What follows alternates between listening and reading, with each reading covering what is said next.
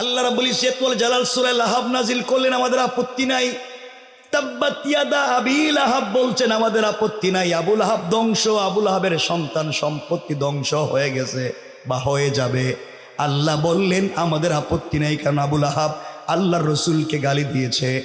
কিন্তু আল্লাহ কোরআনের ওই সূরার মধ্যখানে একটা আয়াত নাজিল করলেন। আল্লাহ বলছেন ওয়ামরাআতুহু হাম্মালাতাল হাতাব। ও বন্ধু আমার, শুধু আবু লাহাবকে ধ্বংস করে দিয়েছি তা না, তার স্ত্রী উম্মে জামিলকেও ধ্বংস করে দিয়েছি। এই কথা বলবার জন্য আল্লাহ একটা শব্দ নিয়েছেন, হাম্মালাতুন। তাফসিরে কাশাফে হাম্মালাতুন শব্দের দুটা ব্যাখ্যা পাওয়া যায়।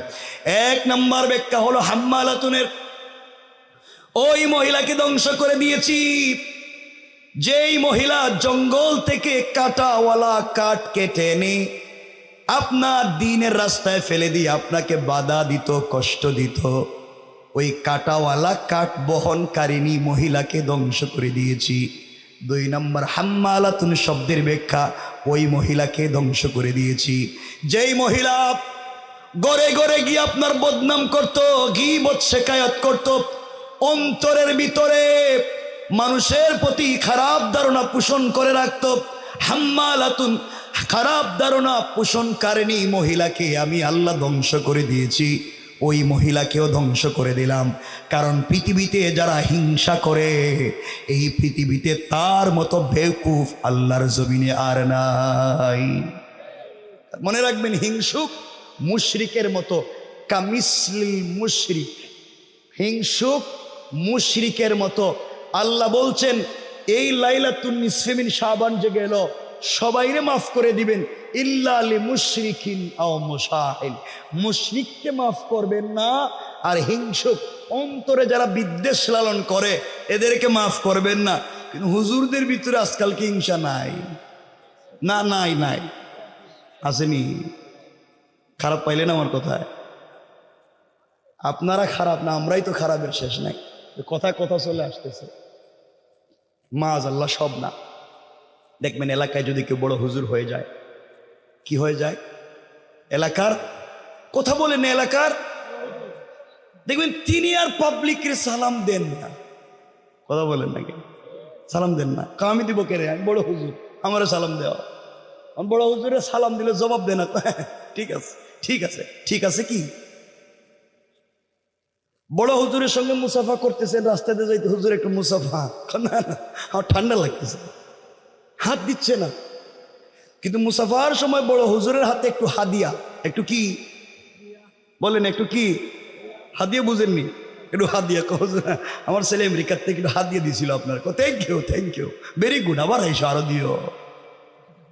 কথা বলেন, এখন সব ঠিক হয়ে গেছে। আগে কইছিলেন আপনি? এগুলো সব বাদ দিতে হবে। আল্লাহ রাসূলের চরিত্র কেমন ছিল? আল্লাহ বলছে লাকাদ কানা লাকুম ফি রাসূলিল্লাহি উসওয়াতুন হাসানা। আমার রাসূলকে কেউ পিছন দিক থেকে সালাম দিলে এইভাবে সালামের জবাব দিতেন না।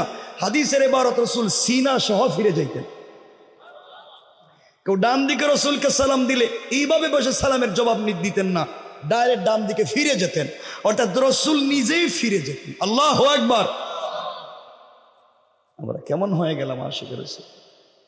আমার বন্ধুগণ, যে কথা বলতে চাইলাম, উম্মে জামিলের বিরুদ্ধে আয়াত নাজিল হলো। এখানে মূল পয়েন্ট যেটা বলতে চাই, দেখেন, উম্মে জামিল রসুলের চাচি, রসুলের কি? আবু লাহাবের স্ত্রী হইলে রসুলের কি হয়? আরেকটা পরিচয়, রসুলের বিআইন। বিআইন কি তা বুঝেননি? বিআইন বুঝেননি? রসুলের দুই মেয়ে জাইনাব এবং রুকাইয়াকে নবুয়তের আগে আবু লাহাবের দুই ছেলে উতবা এবং উতাইবার কাছে বিয়ে দিয়েছিলেন। এই জন্য আবু লাহাব একদিকে রসুলের চাচা, অপরদিকে বিআই। উম্মে জামিল রসুলের চাচি, অপরদিকে বিআইন। চিন্তা করছেন নি? আমার বন্ধুগণ, আয়াত নাজিল হয়ে যাওয়ার পরে আবু লাহাব যখন জানিয়ে দিল, উম্মে জামিল তার দুইটা সন্তান ডাক দিয়ে বলছে, উতবা এবং উতাইবাকে শোনো, তোমাদের শ্বশুরের কাছে তোমার আর আমার বাবা, তোমার আর তোমার বাবার তোমার বাবার বিরুদ্ধে আর তোমার মায়ের বিরুদ্ধে আয়াত নাজিল হইছে, সুতরাং এই মুহূর্তে তোমরা দুই ভাই যাও, তার মুখে থুতু নিক্ষেপ করে তার দুইটা মেয়েকে তালাক দিবা। নাউজুবিল্লাহ বলেন। বন্ধুগণ, সেটা বেইজ্জতির কথা, রসুলকে তাই করল। আল্লাহ রসুল সাল্লাল্লাহু আলাইহি ওয়াসাল্লামের মুখের সামনে গিয়ে দুইটা মেয়েকে তারা তালাক দিয়ে আসলো। হাতের মধ্যে উম্মে জামিল অনেকগুলা পাথর নিয়ে, কাদের মধ্যে একটা পাথরের ব্যাগ নিয়েছে। আল্লামা আশরাফ আলী থানভী বয়ানুল কোরআনে লিখেন, দুইটা ব্যাগ নিয়েছে পাথরের। উম্মে জামিল আমার নবীকে মেরে ফেলবে, এই জন্য পাথর নিয়ে যায়। আল্লাহর রাসূল সাল্লাল্লাহু আলাইহি ওয়াসাল্লাম সিদ্দিকে আকবরকে সঙ্গে নিলেন, হাতিমে কাবায় শুয়ে পড়লেন। সিদ্দিকে আকবর বসা, আমার রাসূল সিদ্দিকে আকবরের রানের উপরে মাথা রেখে শুয়ে আছেন। আল্লাহ রসুলের চেহারা মুবারকের দিকে সিদ্দিকে আকবর তাকায় আর মনে মনে চিন্তা করে, হারে এই মানুষটা আমার রানের উপরে শুয়ে আছে, পৃথিবীর সব থেকে দামি মানুষ। আয় আল্লাহ, 1000 বৎসর যদি এভাবে চলে যায়, আমি যদি রসুলের পাকের পবিত্র চেহারা মুবারকের দিকে তাকাইয়া থাকি, আমার মন বলছে আমার পেটে কোনোদিন খিদে লাগবে না। সিদ্দিকে আকবর দেখেন কিছুক্ষণ পর একজন মহিলা আসতেছে, হাতের মধ্যে পাথর নিয়ে রসুলের পাককে হয়তো মেরে ফেলবে। ডাক দিয়ে বলছেন, ইয়া রাসূলুল্লাহি, ইয়া হাবিবাল্লাহ, একজন মহিলা নিশ্চয় আপনাকে মারবার জন্য আসতেছে, আপনি আমাকে বলেন, আমি দাঁড়িয়ে যাই, সে আপনার কাছে আসার আগে আমি তাকে হত্যা করি অথবা বের করে দিই। আল্লাহ রসুল বললেন, না না, তাকে আসতে দাও। আল্লাহ আমাকে জানিয়ে দিয়েছেন, পুরা দুনিয়া যদি আমার বিরুদ্ধে চলে যায়, আমি যদি একাই মাজলুম হয়ে যাই, আমি যেন আল্লাহর কোরআন থেকে তেলাওয়াত করি। আল্লাহ তাআলা বলেছেন, আমি যখন কোরআন থেকে তেলাওয়াত করব, সকল জালেম থেকে হেফাজতের জিম্মাদার স্বয়ং আমার আল্লাহ। আল্লাহু আকবার বলেন। আস্তে আস্তে উম্মে জামিল রসুলের কাছাকাছি চলে আসলো। সিদ্দিক আকবর বলছেন, ইয়া রাসূলুল্লাহ, যেই মহিলা আপনাকে মারবার জন্য আসতেছে আপনার চাচি এবং বিয়াই, এর চাইতে লাঞ্ছনার অপমানের কিছু হতে পারে না, আপনি বলেন আমি প্রতিবাদ করি। আল্লাহ রসুল বললেন না। এই বলে কোরআন থেকে তেলাওয়াত করতে লাগলেন। আল্লাহ রসুল তেলাওয়াত শুরু করে দিলেন। উম্মে জামিল রসুলের পাকের সিনা মুবারকের সামনে দাঁড়িয়ে গেল। সিনা মুবারকের সামনে দাঁড়ায়া আবু বকরকে ডাক দিয়া বলছে, আবু বকর, তুমি বলো তো, এখানে একা একা বসে বসে কি করো? তোমার বন্ধু মুহাম্মদ ইবনে আব্দুল্লাহ কোথায়? পুরা মক্কা খুঁজতেছি, তারে পাই না, সে কোথায় গেল? তুমি এখানে বসা কেন? সিদ্দিকে আকবর বলেন, বলে কি, আমি দেখি আমার রানের উপরে রসুল শুয়ে আছেন, দুইটা চোখ দিয়ে দেখি, কান দিয়া তেলাওয়াত শুনি। উম্মে জামিল রসুলের সিনার সামনে দাঁড়াইয়া দেখে না, নিশ্চয় আল্লাহ পাকের সব থেকে বড়, রসুলের পাকের জন্য বড় মুআজিজা। আল্লাহু আকবার। চিন্তায় পড়ে গেলেন, ব্যাপার কি? তিনি বললেন, শোনো, তোমার বাতিজা, তোমার বিয়াই, তুমি খুঁজে দেখো কোথায় আছে, আমি কি জানি। উম্মে জামিল খুঁজতে লাগলো, পুরা কাবাগর খুঁজে কোথাও না পেয়ে আবার রসুলের পাকের সামনে দাঁড়াইয়া বলছি, আবু বকর, খুঁজলাম, পাইলাম না, তারে জানাইয়া দিও আমি ওয়াদা করেছি, শপথ করেছি সৃষ্টিকর্তার নামে, কাবার ঘরের ভিতরে গিয়া আমি শপথ করেছি তাকে না মারা পর্যন্ত খাবার মুখে দিব না। সিদ্দিকে আকবর মনে মনে বলে, তুই মারবি, রসুলরে তো চৌকেও দেখিস না। কথা বলিস না কেন? আওয়াজ, কথা বলেন, জোরে বলেন, ঠিক না? রসুল সামনে এটাই দেখতেছিস না, মারবি কেমনে? বাঁচাইছেন কে? কিসের মাধ্যমে? না তাবিজ দিয়া? দিয়ে দিন 500 টাকা দিয়ে তাবিজ। তাবিজের তো অভাব নেই। হুজুরের কাছে গিয়া কো, হুজুর, আমার তো বল্টুর মেয়ের সাথে প্রেম ছিল, কিন্তু ওর মা বাপ রাজি না, মেয়েটা রাজি, এমন একটা তাবিজ দেন। সব রাজি হয়ে যায়, লিখে দিতেছে তাবিজ। কয়েকটা বালিশের ভিতরে, একটা কম্বলের ভিতরে, আরেকটা আগুনের ভিতরে, আরেকটা কই দিব, যে লেখছে তার কপালে ঠাডা পড়ার জন্য। এটা লিখতে কইছে কিনা, দিয়ে দিছে, এটা লিখে কয় শুধু এখন তো ওই মেয়ে পাগল হইব তা না, তার মা বাপও পাগল হয়ে যাব, হেরাও চলে যাবে। চিন্তা করছেন? আল্লাহ রাসূল সাল্লাল্লাহু আলাইহি ওয়াসাল্লাম কোরআন থেকে তিলাওয়াত করলেন, উম্মে জামিল চলে গেল। সিদ্দিক আকবর উঠে গেলেন, আল্লাহ রসুলকে জড়িয়ে ধরলেন, চোখের পানি ছেড়ে দিলেন। ইয়া রাসূলুল্লাহ, জানতে চাই উম্মে জামিল আপনার সামনে দাঁড়িয়ে আমাকে দেখে আপনাকে দেখে না, ব্যাপার কি? আপনি যদি একটু বলতেন কেন দেখলো না? আল্লাহর রসুল মুস্কি হাসি দিয়ে বলছেন, সিদ্দিক আকবর শোনো, আল্লাহ আমাকে বলেছেন কোন অমুসলিম কোন কাফের যদি আমাকে মারবার জন্য আসে, আমি যদি মজলুম হয়ে যাই, ওই সময়ে যেন আমি কোরআন থেকে তেলাওয়াত করি। আল্লাহ বলেছেন হিজাবাম মাসতুরা, আকাশ থেকে একটা গোপন পর্দা পাঠাইয়া ওই কাফের আর আমার মধ্যখানে আমার আল্লাহ পার্টিশন সৃষ্টি করে দেয়। পড়েন সুবহানাল্লাহ, আল্লাহু আকবার। আমাদের টেনশন আসেনি? আমাদের সাথে কোরআন আছে না নাই? জোরে বলেন আছে না নাই? কষ্ট হচ্ছে আপনাদের? কষ্ট হইলে কইয়েন।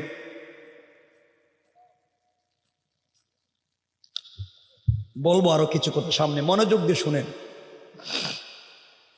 আমার বন্ধুগণ, কথাগুলো দিল দিয়ে শোনো কি বলতে চাই। তাহলে এতক্ষণে বুঝাতে পারলাম কোরআন সঙ্গে থাকলে আমাদের কোনো বিপদ নাই। এবার আপনাদেরকে সরাসরি দেখাবো যে আল্লাহ রসুলকে পুরা পৃথিবীর মানুষ কাফেরেরা ঘিরে ফেলেছে, বাঁচবার কোনো পথ নাই, চতুর্দিক থেকে তীর আর নেজা।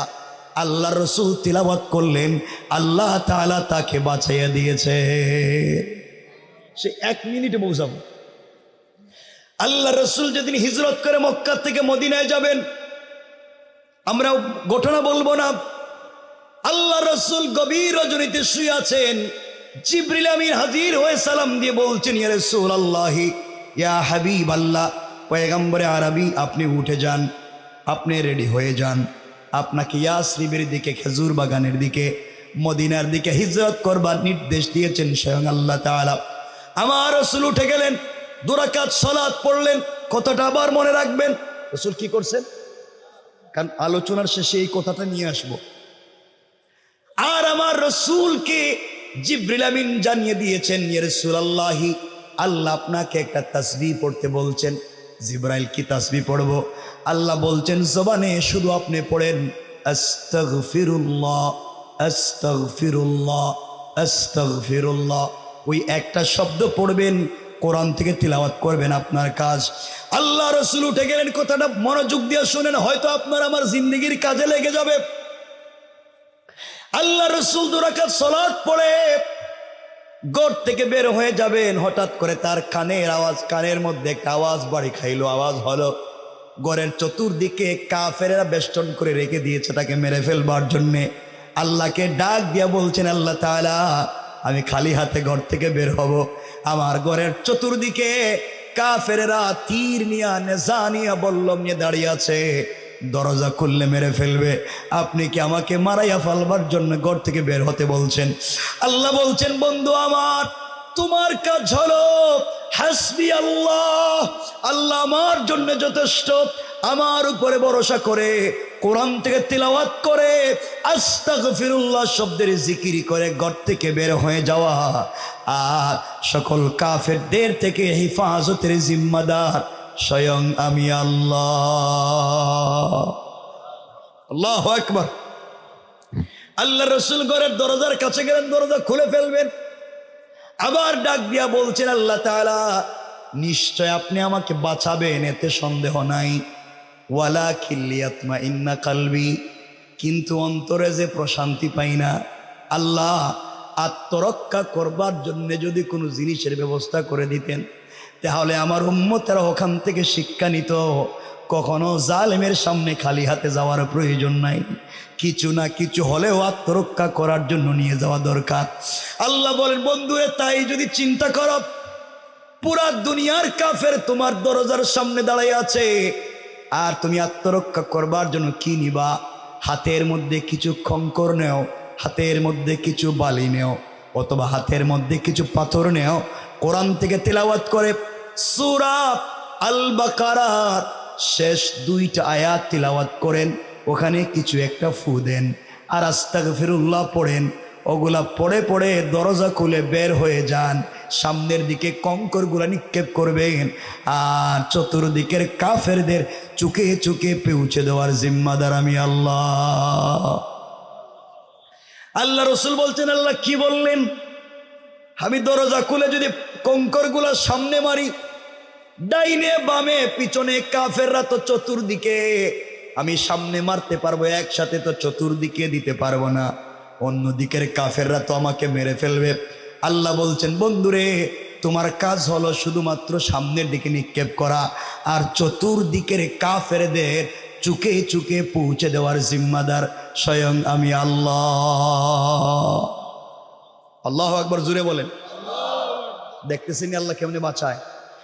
আল্লাহ রসুল দরজা খুললেন, কঙ্কর গুলা সামনের দিকে শুধু মারলেন, এভাবে ছিটা দিলেন, তাকাইয়া দেখেন ডাইনে বামে পিছনে চতুর্দিকের কাফেররা চোখ রগড়াতে লাগলো, চোখ মুছতে লাগলো, সবার চোখে মুখে পড়ে গিয়েছে।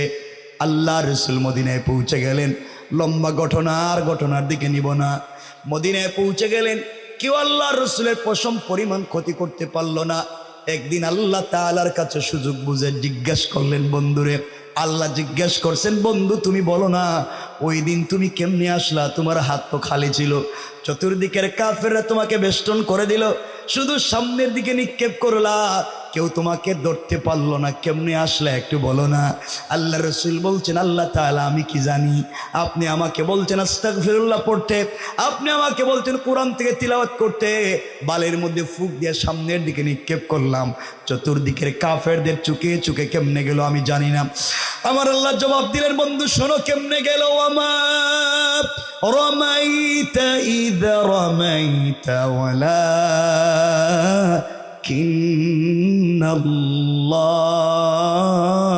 রামা।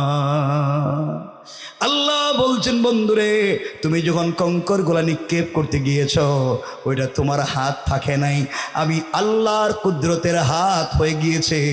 আর আমি আল্লাহ তাআলা আমার হাত দিয়া তোমার সকল জালেমদের চুকে চুকে পৌঁছে দিয়েছি।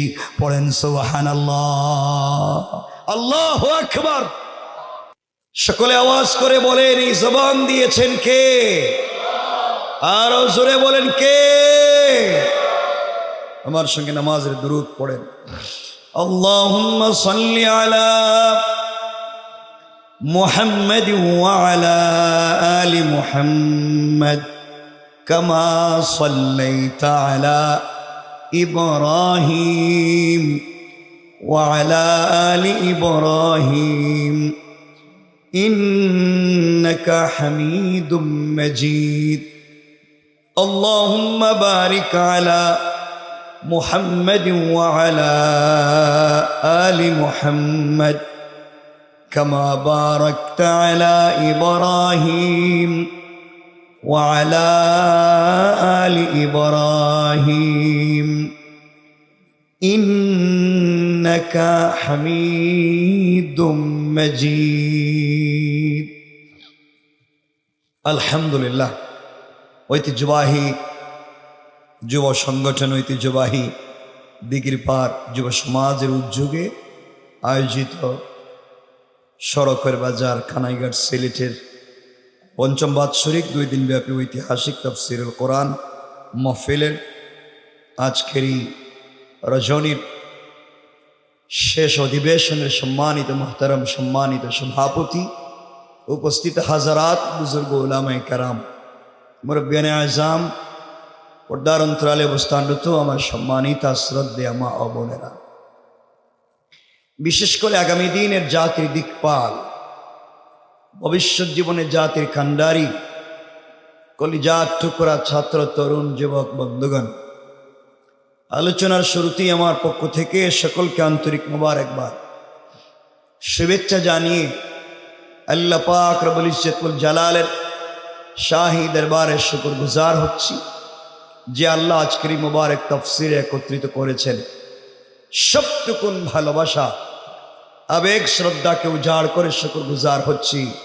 সকলে পড়ছি আলহামদুলিল্লাহ। আরে জোরে পড়ি আলহামদুলিল্লাহ।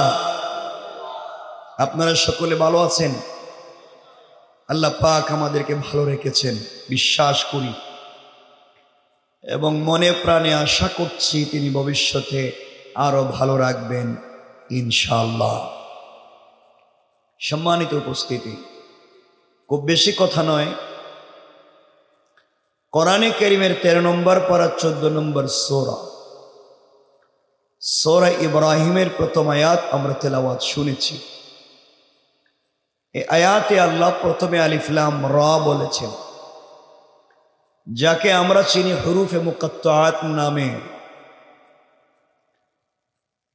তাফসীরের যতগুলা জামে কিতাব আছে সবগুলাতেই বলা আছে আলোচনার শেষেই বা শুরুতেই যে এর মূল সার আল্লাহ এবং তার রাসূল জানেন।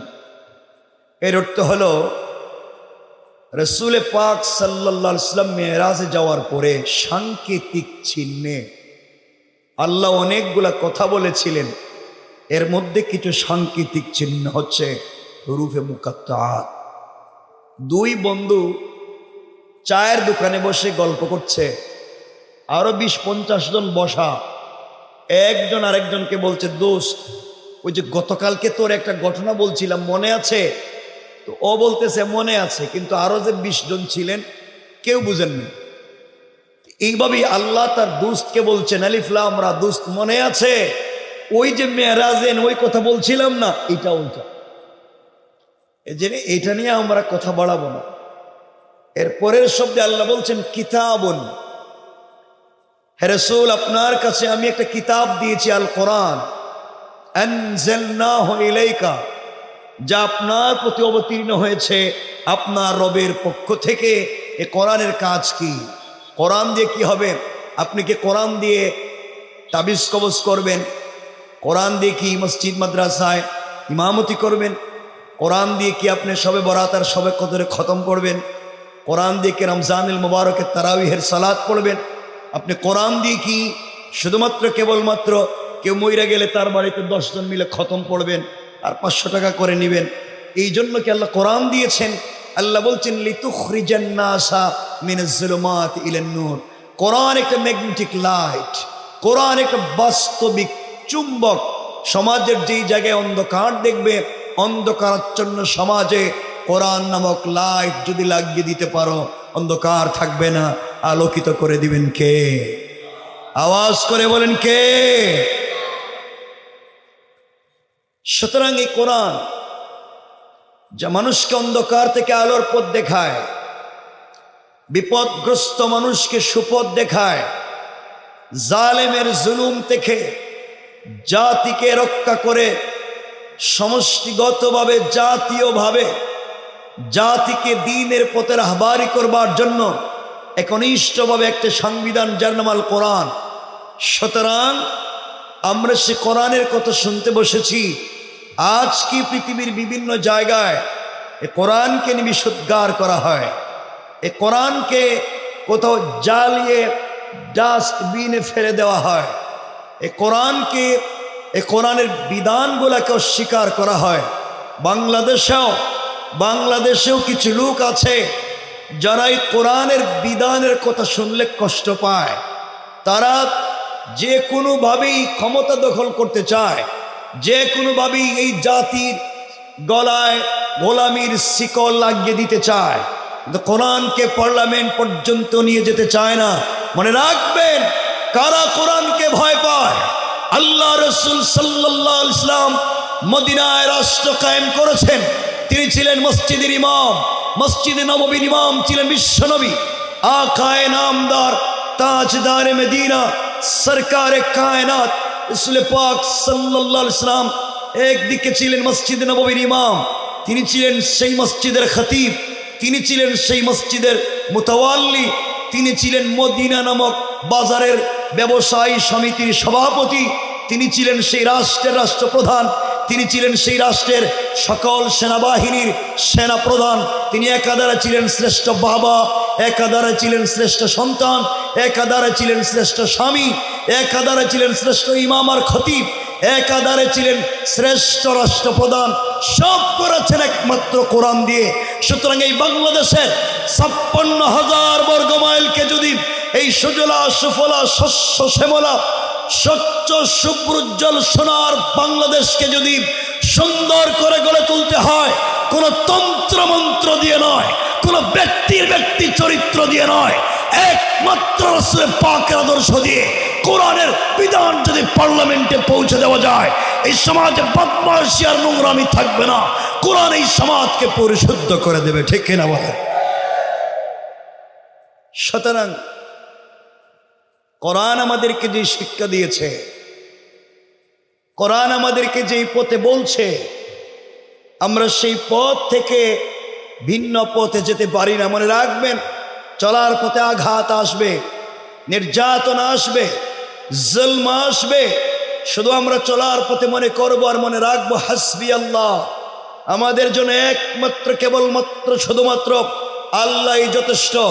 যুবকেরা, তোমরা ভালো করে জেনে থাকবে, এই পৃথিবীতে দিন জিন্দা করেছেন যুবকেরা। তোমার আমার মতো জওয়ান ছিলেন আলী কাররামাল্লাহু ওয়াজহা, দিন জিন্দা করেছিলেন মাজার মুআউবিস, তালহা, জুবাইর, হানজালা, হামজা, জাফর, খালিদ ইবনুল ওয়ালিদ, আব্দুল্লাহ বিন রওয়াহা। তারাও মদিনা নামক রাষ্ট্র কায়েম করবার জন্য, জালেমদের জুলুম থেকে জাতিকে রক্ষা করবার জন্য জীবন দিয়েছেন, যৌবন দিয়েছেন, রক্ত দিয়েছেন, টুকরা টুকরা হয়েছেন, ইসলাম থেকে পিছপা হন নাই। আমাদেরকে আবার রক্তাক্ত করা হতে পারে, আমরা কোরআনের বিধান থেকে পিছপা হতে পারি? জোরে বলেন, পারি?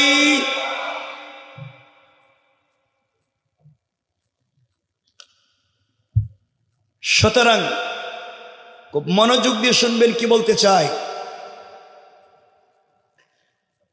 আমি খুব লম্বা চওড়া কথা বলবো না, শুধু মনোযোগ দিয়ে শুনবেন। কেন কোরআনের আজকের এই আয়াত তেলাওয়াত করেছি? শুধুমাত্র যদি এই বিশ্বাস থাকে, পৃথিবীর সকল আমাদের বিরুদ্ধে চলে গেলেও কোরআন আমাদেরকে বাঁচাবে, এই বিশ্বাস যদি থাকে, রব বলেছেন কথা দিলাম সবাই ফেলে দিয়ে গেলেও আমি বাঁচাবই। কে বলছেন? আর জোরে বলেন না, মনোযোগ দিয়ে শুনবেন।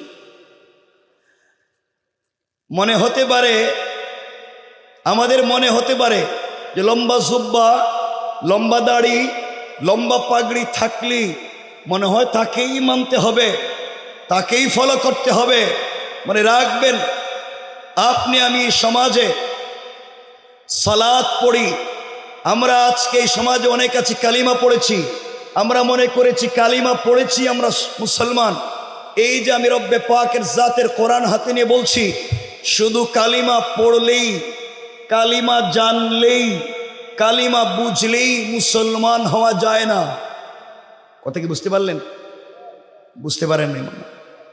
শুধু কালিমা পড়লেই, কালিমা জানলেই, কালিমা বুঝলেই মুসলমান হওয়া যায় না। যতক্ষণ পর্যন্ত দিলের ভিতরে আল্লাহর তাওহীদ আর রাসূলের রিসালাত সন্নিবেশিত না হবে, এই জানায় বুঝায় পড়ায় আপনাকে আমাকে জান্নাত পর্যন্ত নিয়ে যেতে পারবে না। কথা বলেন না কেন? কেন বললাম? যারা ইউনিভার্সিটিতে পড়েছেন, যারা ইউনিভার্সিটিতে পড়ছেন, আপনারা জানেন ইসলামিক স্টাডিজ একটা বিভাগ আছে। এখানে মুসলমান ছাত্রদের পাশাপাশি হিন্দু, বৌদ্ধ, ইহুদি, খ্রিস্টান অনেক ভাই বোন পড়ালেখা করে। নাই? কথা বলেন না কেন? আছে। তারা কোরআন থিসিস করে, কোরআন অ্যানালাইজ করে, তারা MA করে, MPhil করে, PhD ডিগ্রি নেয়, ডক্টর হয়। আমি জানতে চাই, যারা কোরআন সুন্নাহ গবেষণা করে ডক্টরেট ডিগ্রি নেয়, তারা কম জানে না বেশি জানে? কথা বলেন না কেন? কম পড়েছে না বেশি পড়েছে? কম বুঝেছে না বেশি বুঝেছে? তাইলে যেই হিন্দু বৌদ্ধ ভাই বোন কোরআন গবেষণা করে ডক্টরেট ডিগ্রি নিছে, তারা মুসলিম? কথা বলেন না? তারা মুসলিম? তারা জানতো না কোরআন? কথা বল না, পড়ে নাই, বুঝে নাই? তাদের জানাও ছিল বেশি, পড়াও ছিল বেশি, বুঝাও ছিল বেশি। কোরআনের উপরে PhD কথাটাও ঠিক, কিন্তু তাদের জানবার, বুঝবার, পড়বার সাথে নাই আল্লাহর তাওহীদ আর নাই রাসূলের রিসালাত। বুঝা গেল আল্লাহর তাওহীদ আর রাসূলের রিসালাত বিবর্জিত কোরআন সুন্নাহর গবেষণাও কাউকে মুসলমান বানাতে পারে? আরো জোরে বলেন, পারে? পারে না। অনেকে মনে করতে পারেন আমরা সালাত পড়ি, আমরা নামাজ পড়ি, এই জন্য তো আমরা মুসলিম। মনে করতে পারেন, আমি আবারও আল্লাহ পাকের জাত ও সিফাতের নামে শপথ করে বলছি, শুধু সালাত পড়লেই মুসলিম পরিচয় দিয়ে জান্নাতে যাওয়া যাবে না। শুধু সালাত পড়লেই জান্নাতে যাওয়া যাবে না। আমার রাসূল সাল্লাল্লাহু আলাইহি ওয়াসাল্লামের পিছনে অনেকেই সালাত পড়েছে, মাঝে মাঝে ইকামত দিয়েছে, রাসূলের দস্তারখানে খাবার খেয়েছে, রাসূলের কপালে চুম্বন করেছে, রাসূলের হাত ধরে মদিনার বাজারে ঘুরে বেরিয়েছে। রাসূলের দাড়ির চাইতে তার দাড়ি লম্বা ছিল, রাসূলের জুব্বার চাইতে তার জুব্বা লম্বা ছিল, রাসূলের পাগড়ির চাইতে তার পাগড়ি লম্বা ছিল। তার ইন্তেকালের পরে রাসূল পাক সাল্লাল্লাহু আলাইহি ওয়াসাল্লাম তার জানাজায় শরীক হয়েছেন। তার ইন্তেকালের পরে রাসূল নিজে তার জানাজায় শরীক হয়ে ইমামতি করতে চেয়েছেন। আল্লাহ বলেছেন, পয়গম্বরে আরবি আপনার মুসল্লি, আপনার দস্তারখানের সাথী, আপনার তাহাজ্জুদের সাথী, আপনার সঙ্গে খাবার খেয়েছে, আপনার হাত ধরে মদিনার বাজারে ঘুরে বেরিয়েছে, আপনার চাইতে দাড়িও কম না, আপনার চাইতে জুব্বাও ছোট না, আপনার চাইতে পাগড়িও ছোট না। ইয়া রাসূলুল্লাহ, সব ঠিক আছে। আমি বললাম, ও মুনাফিক। কে বলছেন? কথা বলেন, কে বলছেন? যাকে হানাফি মাযহাবের বড় ইমাম আল্লামা ইমাম আবু বকর জাসসাস আহকামুল কোরআন লিল জাসসাসে যার নাম দিয়েছেন আব্দুল্লাহ ইবনে উবাই ইবনে সেলুল, তিনি বলেছেন, ও তো রসুলের মুসল্লি ছিল, রসুলের মুসল্লি ছিল, দাড়িও কম ছিল না, জুব্বাও ছোট ছিল না, পাগড়িও ছোট ছিল না, রসুলের পিছনে সালাতও পড়ছে, এরপরেও জান্নাতি না জাহান্নামী? কথা বলেন। অপরাধ নামাজ পড়তো না? কথা কয় না। দাড়ি ছিল না, জুব্বাও ছিল না, পাগড়ি ছিল না, সব ছিল, তার বাহিরে যে বেশভূষা ছিল তার বিশ্বাস দিলে ছিল না। অর্থাৎ বাহিরে যে বিশ্বাস লালন করত, ভিতরে সে বিশ্বাস লালন করত না। ভিতরে যে বিশ্বাস থাকতো, বাহিরে তা প্রকাশ করত না। অর্থ হলো তার ভিতর আর বাহির মিল ছিল না। দেখতে যা দেখা যায় ভিতরে তা নাই, ভিতরে যা আছে বাহিরে নাই। তার নাম বলা লাগবে? আবার বলেন। আল্লাহ বলছেন, লোকটা জান্নাতি না জাহান্নামী? আপনাদের বাহিরের বেশভূষা তো খারাপ না, দেখতে ওলিয়া ওলিয়ার মতো মন হইতেছে, দাড়িও ঠিক, জুব্বাও ঠিক, পকেটে তসবিও থাকতে পারে, দেখতে তো আল্লাহর ওলির মতো মনে হয়, ভিতরের অবস্থা কি আল্লাহ জানে। কথা বলেন না কেন? খারাপ পাচ্ছেন আমার কথায়? একটু হাত তুলে দেখান তো দেখি কার কার খারাপ লাগতেছে। লাগতেছে কইছি, খারাপ লাগতেছে। এই ভাঙ্গা গলা দিয়ে কথা কইতেছে, তাও যদি খারাপ লাগে, কষ্ট হচ্ছে।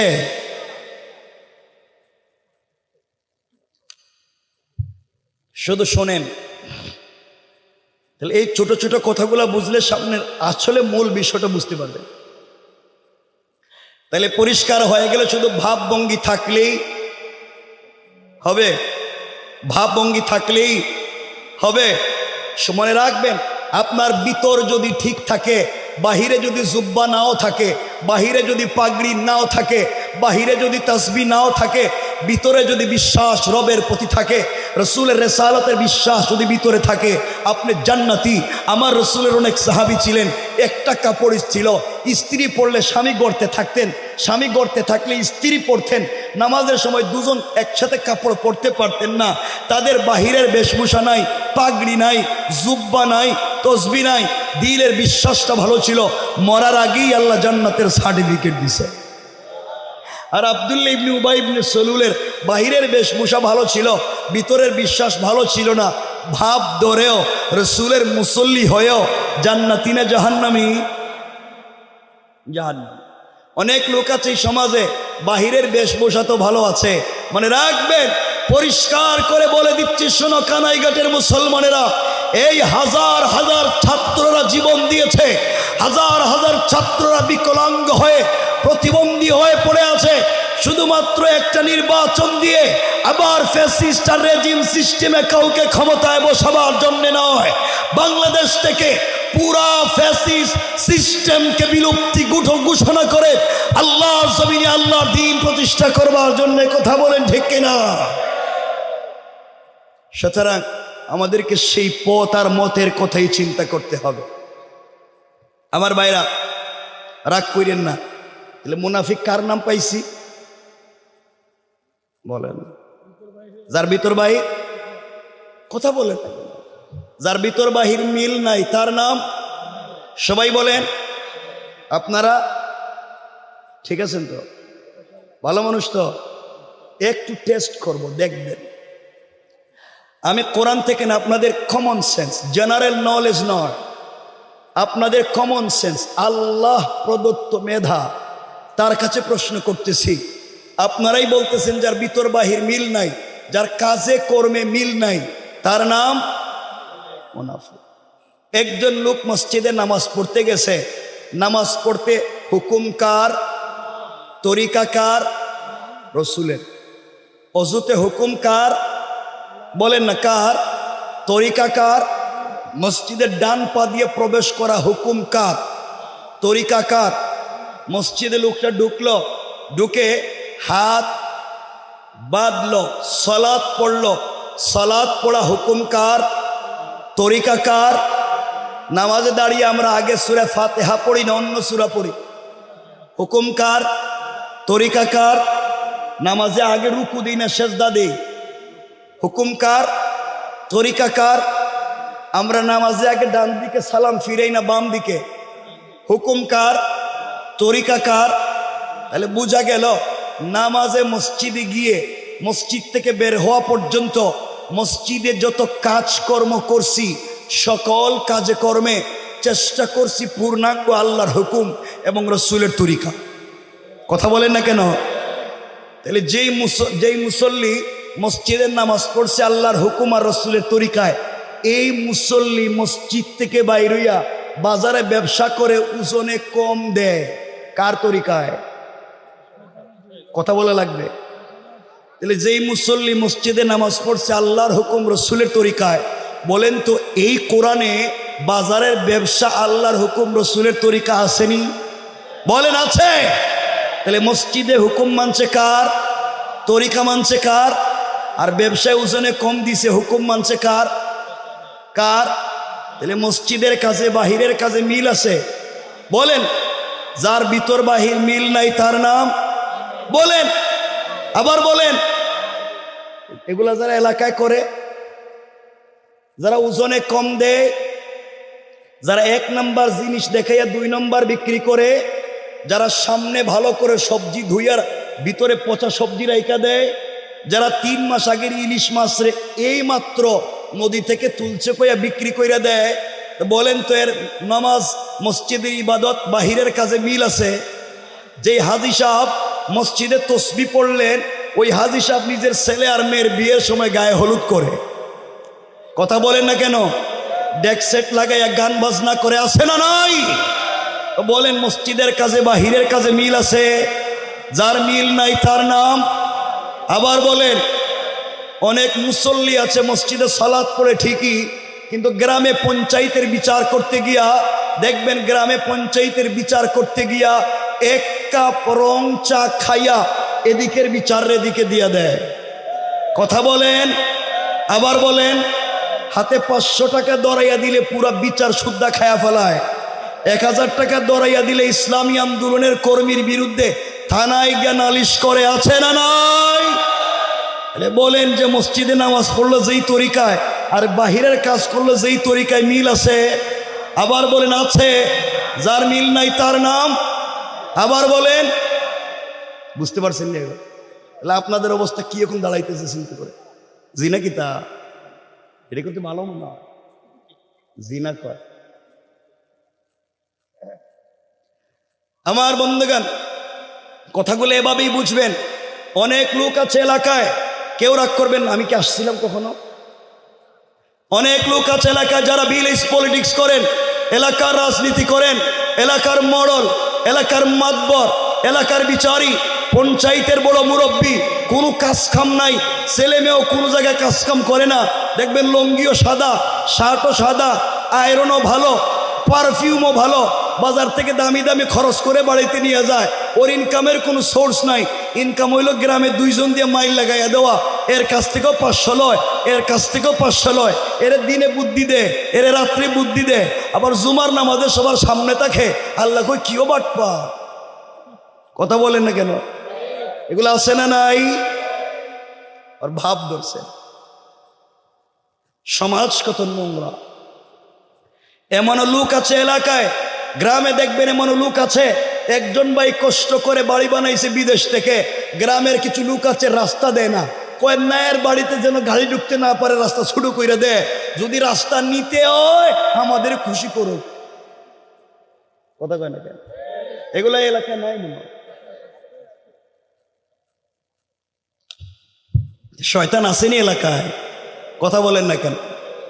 এমনও লোক আছে এলাকায় যারা পাবলিকের জায়গা জমিন মানুষ নিজের নামে জাল বুয়া দলিল করে, গরিবের সম্পত্তি দখল করে, রেকর্ড রুমে গিয়া জাল কাগজ নিজের নামে করে, পাবলিক রে ঠকায়, সব ঠেকাইয়া পাবলিক রে মাইরা খাইয়া জনগণকে কষ্ট দিয়া কাবার গিলাফে ধরে কান্দে, কো আল্লাহ আমার মাফ করে দাও। এমনও মুরব্বী এলাকায় আছে, সম্পত্তি বন্টন করতে গিয়ে ছেলেদেরকে ঠিক মতো দিয়েছে, এটা বড় ছেলের, এটা মেজো ছেলের, এটা ছোট ছেলের, মেয়েরে একটুও দেয় নাই। কয় মা ভাইদেরকে তো সম্পদ ঠিক মতো দিয়েই দিছি, তোরে দিতে পারি নাই, টেনশন করিস না, বাপের দিলে তোর জন্য বুক ভরা দুয়ার ভালোবাসা আছে। কথা বলেন না কেন? আপনি যদি এই পৃথিবীতে, আবারও বলছি এই পৃথিবীতে টাটকা নির্ভেজাল ফরমালিন ছাড়া যদি কোনো শয়তান দেখতে চান, যেই ব্যক্তি ছেলেদেরকে সম্পত্তি দিয়া কয় মেয়ে তোর জন্য বুকে দোয়া আছে, মনে রাখবেন এটা নির্ভেজাল ফরমালিন ছাড়া শয়তান।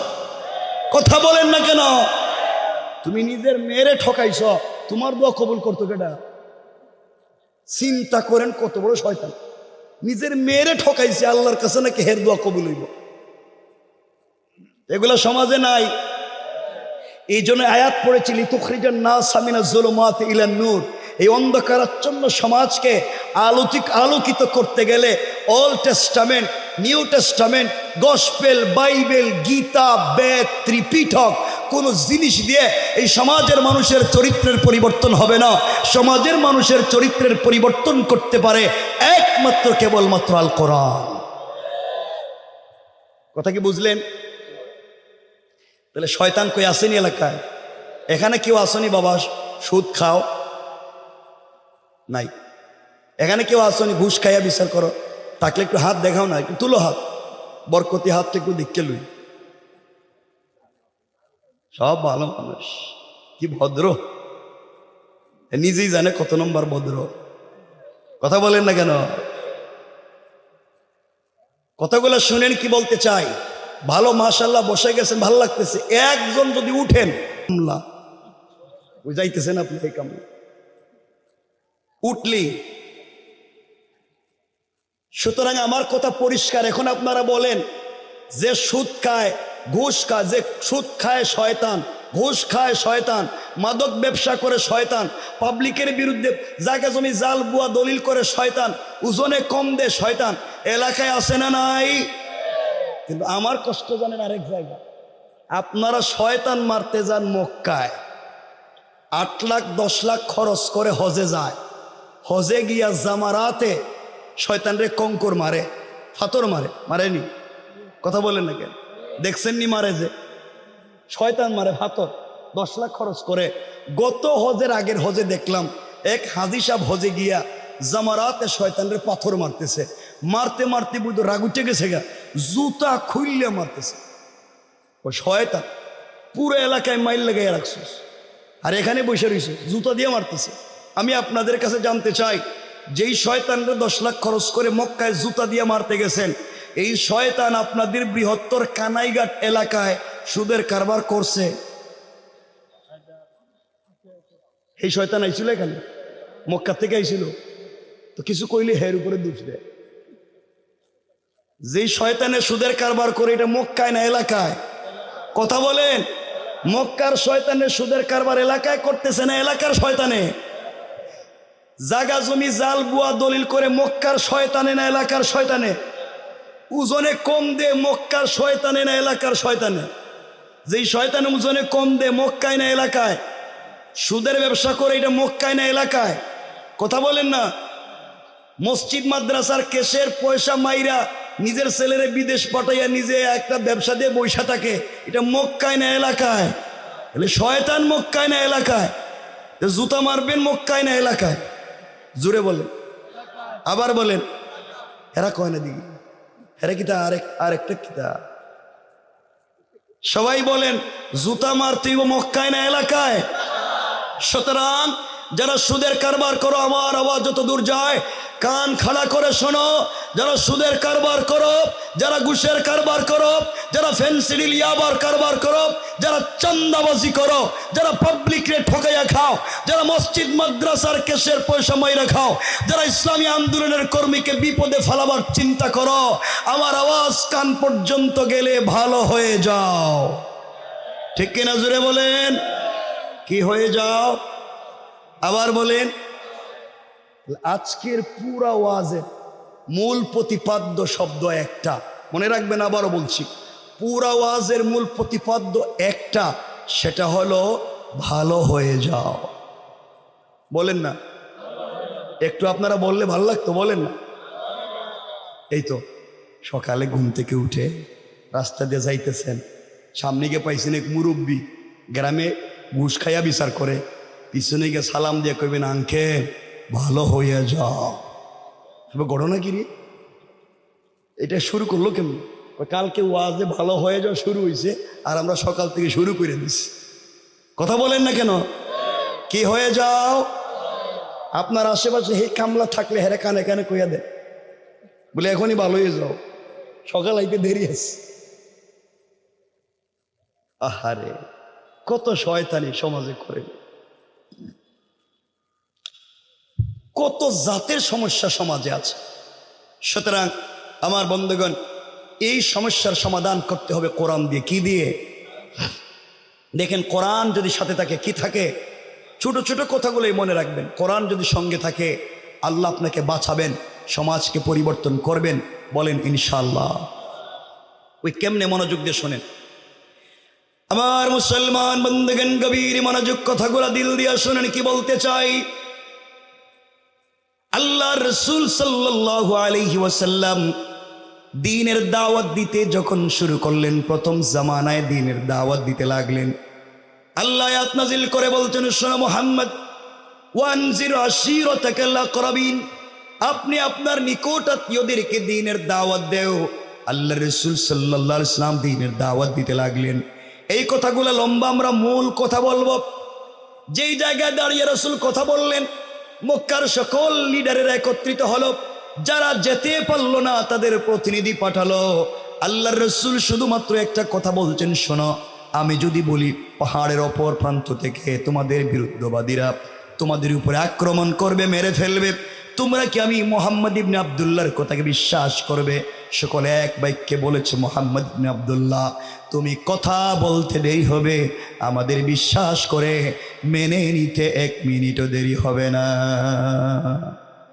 আল্লাহ রাসূল বলছেন, শোনো, আমি দেখতে পাচ্ছি তোমাদের জন্য জাহান্নামের আগুন দাউ দাউ করে জ্বলতেছে। তোমাদের ভিতর আল্লাহর তাওহীদের পরিচয় নাই, রাসূলের রিসালাতের পরিচয় নাই। তোমাদেরকে বলছি, আসলিম তাসলাম, ইসলাম কবুল করো, শান্তিতে থাকবা। এই কথা বললেন। মক্কার সকল মানুষ কিং কর্তব্য বিমূঢ় হয়ে গেল। মক্কার বড় বড় লিডারেরা দাঁড়িয়ে আছে, নবীজির এই কথা শুনে কেউ কোনো জবাব দিচ্ছে না। কি বলবে, কি বলবে? ওই সময় রাসূলের আপন চাচা আবু লাহাব দাঁড়িয়ে গিয়েছে, ডাক দিয়ে বলছে, তাব্বান লাকা ইয়া মুহাম্মদ, আলিহাদা দাউতানা আয় জামাতানা। ও মুহাম্মদ ইবনে আব্দুল্লাহ, তুমি ধ্বংস হয়ে যাও, তোমার সারাদিন ধ্বংস হয়ে যাক। এই কথা বলার জন্য কি আমাদেরকে দাওয়াত করে একত্রিত করেছো? তুমিও একটা পাগল, তোমার আল্লাহও পাগল। জোরে বলেন।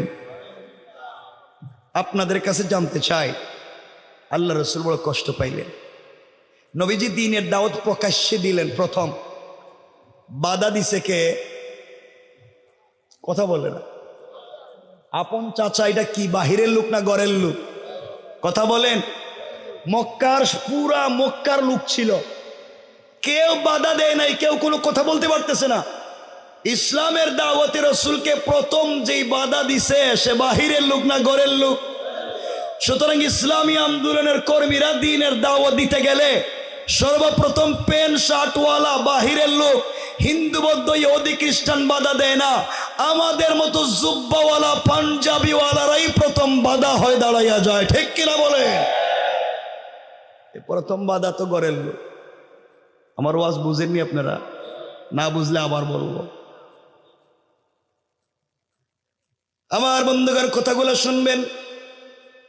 আল্লাহ রসুল সাল্লাল্লাহু আলাইহি ওয়াসাল্লাম বাড়িতে পৌঁছে গেলেন, চোখের পানি ছেড়ে কাঁদলেন। গভীর রজনীতে আল্লাহর কাছে চোখের পানি ছেড়ে ডাক দিয়া বলেছেন, আল্লাহ, দ্বীনের দাওয়াত দিয়েছি, আমার চাচা আমাকে গালি দিয়েছে, পাগল বলেছে, আমাকে মারবার জন্যে হাতে পাথর নিয়েছে। আল্লাহ তাআলা আমার যায় আসে না, আমার ব্যথা লাগে নাই, আমার কষ্ট লাগে নাই, আমাকে মেরে ফেললে যায় আসে না, কিন্তু তোমাকে পাগল বলেছে, আমার সহ্য হয় না, আমি মুহাম্মদ বরদাস্ত করতে পারি না তোমাকে কেউ গালি দিলে।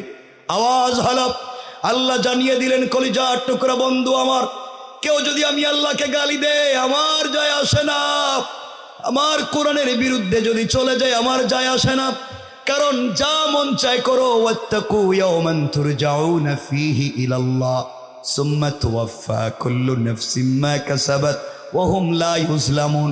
যা মন চায় করো, আমার কাছেই ফিরে আসা লাগবে, হিসাব দেওয়া লাগবে, ওই দিন জুলুম করব না। ফামান ইয়ামাল মিসকালা যাররাতিন খায়রান ইয়ারা, সরিষার দানা পরিমাণ ভালো কাজ করলে হিসাব নিব।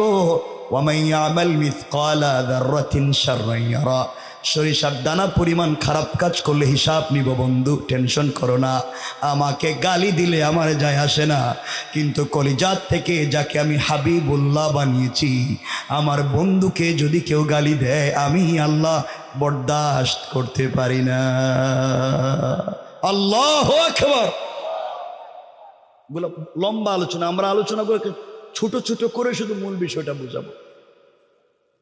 মূল বিষয়টা কি মনে আছে তো? কোরআন সাথে থাকলে কেউ কিছু করতে পারবে, বাঁচাবেন কে? জোরে বলেন না। এটা মনে রাখবেন। আপনারা তো কত তাবিজ কবজ নেন, কোরআনটা বুঝে। আল্লাহ রাব্বুল ইজ্জত ওয়াল জালাল সূরা লাহাব নাজিল করলেন, আমাদের আপত্তি নাই। তাব্বাত ইয়াদা আবি লাহাব বলছেন, আমাদের আপত্তি নাই। আবু লাহাব ধ্বংস, আবু লাহাবের সন্তান সম্পত্তি ধ্বংস হয়ে গেছে বা হয়ে যাবে। আল্লাহ বললেন আমাদের আপত্তি নাই, কারণ আবু লাহাব আল্লাহর রসুলকে গালি দিয়েছে। কিন্তু আল্লাহ কোরআনের ওই সূরার মধ্যখানে একটা আয়াত নাজিল করলেন। আল্লাহ বলছেন, ওয়ামরাতুহু হাম্মালাতাল হাতাব। ও বন্ধু আমার, শুধু আবু লাহাবকে ধ্বংস করে দিয়েছি তা না, তার স্ত্রী উম্মে জামিলকেও ধ্বংস করে দিয়েছি। এই কথা বলবার জন্য আল্লাহ একটা শব্দ নিয়েছেন, হাম্মালাতুন। তাফসিরে কাশাফে হাম্মালাতুন শব্দের দুটা ব্যাখ্যা পাওয়া যায়। এক নম্বর ব্যাখ্যা হলো, হাম্মালাতুনের ওই মহিলাকে ধ্বংস করে দিয়েছি যেই মহিলা জঙ্গল থেকে কাঁটাওয়ালা কাঠ কেটে এনে আপনার দ্বীনের রাস্তায় ফেলে দিয়ে আপনাকে বাধা দিত, কষ্ট দিত। ওই কাঁটাওয়ালা কাঠ বহনকারিণী মহিলাকে ধ্বংস করে দিয়েছি। দুই নম্বর হাম্মালাতুন শব্দের ব্যাখ্যা, ওই মহিলাকে ধ্বংস করে দিয়েছি যেই মহিলা গড়ে গড়ে গিয়ে আপনার বদনাম করত, গীবত শিকায়াত করত, অন্তরের ভিতরে মানুষের প্রতি খারাপ ধারণা পোষণ করে রাখত। হাম্মালাতুন, খারাপ ধারণা পোষণকারিণী মহিলাকে আমি আল্লাহ ধ্বংস করে দিয়েছি। ওই মহিলাকেও ধ্বংস করে দিলাম, কারণ পৃথিবীতে যারা হিংসা করে, এই পৃথিবীতে তার মতো বেকুফ আল্লাহর জমিনে আর নাই। মনে রাখবেন, হিংসুক মুশরিকের মতো, কামিসলিল মুশরিক, হিংসুক মুশরিকের মতো। আল্লাহ বলছেন, এই লাইলাতুন নিসফে মিন শাবান যে গেল, সবাইরে মাফ করে দিবেন, ইল্লা লি মুশরিকিন আও মুশাহিন, মুশরিককে মাফ করবেন না। আর হিংসুক অন্তরে যারা বিদ্বেষ লালন করে এদেরকে মাফ করবেন না। কিন্তু হুজুরদের ভিতরে আজকাল কি হিংসা নাই? না, নাই নাই, আসেনি। খারাপ পাইলেন আমার কথায়? আপনারা খারাপ না, আমরাই তো খারাপের শেষ নাই। কথায় কথা চলে আসতেছে, মাআল্লাহ সব না। দেখবেন এলাকায় যদি কেউ বড় হুজুর হয়ে যায়, কি হয়ে যায়? এলাকার কথা বলেন, এলাকার দেখবেন তিনি আর পাবলিকের সালাম দেন না। কথা বলেন নাকি? সালাম দেন না। আমি দিব কে রে? আমি বড় হুজুর, আমারও সালাম দেওয়া। আমি বড় হুজুরের সালাম দিলে জবাব দেন না। ঠিক আছে, ঠিক আছে, ঠিক আছে। কি বড় হুজুরের সঙ্গে মুসাফা করতেছেন, রাস্তাতে যাইতে, হুজুর একটু মুসাফা। না না, আমার ঠান্ডা লাগতেছে, হাত দিচ্ছে না। কিন্তু মুসাফার সময় বড় হুজুরের হাতে একটু হাদিয়া, একটু কি বলেন, একটু কি হাদিয়া, বুঝেননি?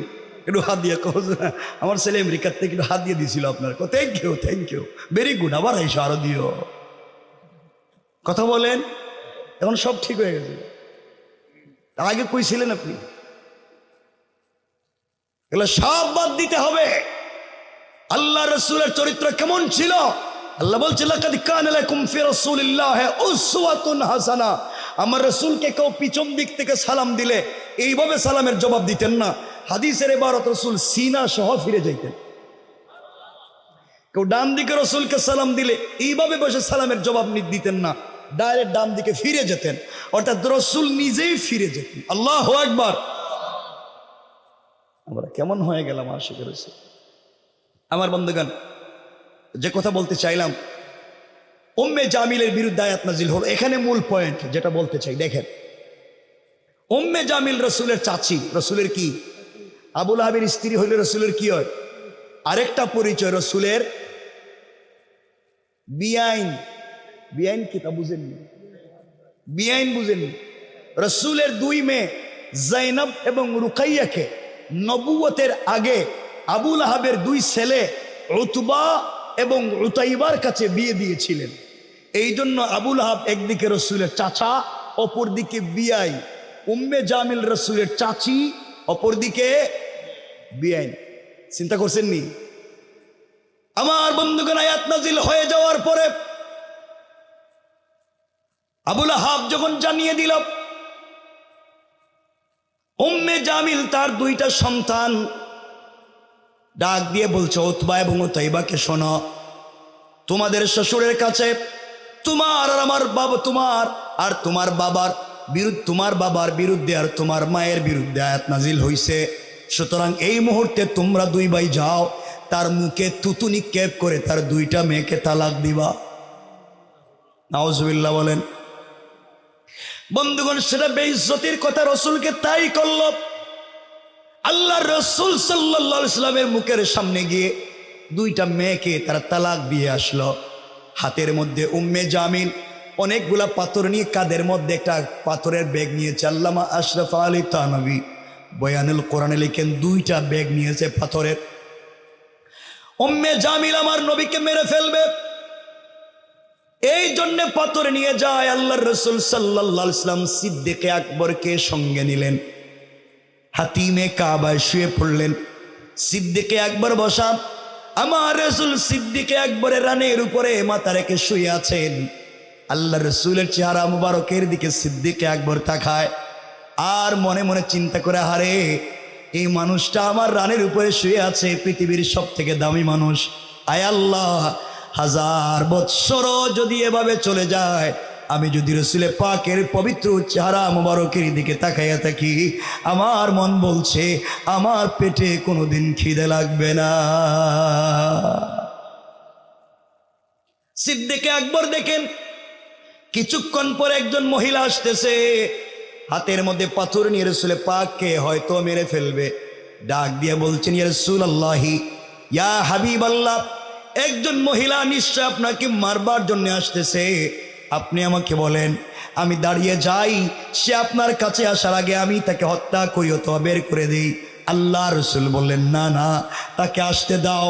আল্লাহ আমাকে জানিয়ে দিয়েছেন, পুরা দুনিয়া যদি আমার বিরুদ্ধে চলে যায়, আমি যদি একাই মাজলুম হয়ে যাই, আমি যেন আল্লাহর কোরআন থেকে তেলাওয়াত করি। আল্লাহ তাআলা বলেছেন, আমি যখন কোরআন থেকে তেলাওয়াত করব, সকল জালেম থেকে হেফাজতের জিম্মাদার স্বয়ং আমার আল্লাহ। আল্লাহু আকবার পড়েন। আস্তে আস্তে উম্মে জামিল রাসূলের কাছাকাছি চলে আসলো। সিদ্দিক আকবর বলছেন, ইয়া রাসূলুল্লাহ, যেই মহিলা আপনাকে মারবার জন্য আসতেছে আপনার চাচি এবং বিয়াইন, এর চাইতে লাঞ্ছনার অপমানের কিছু হতে পারে না, আপনি বলেন আমি প্রতিবাদ করি। আল্লাহ রসুল বললেন না।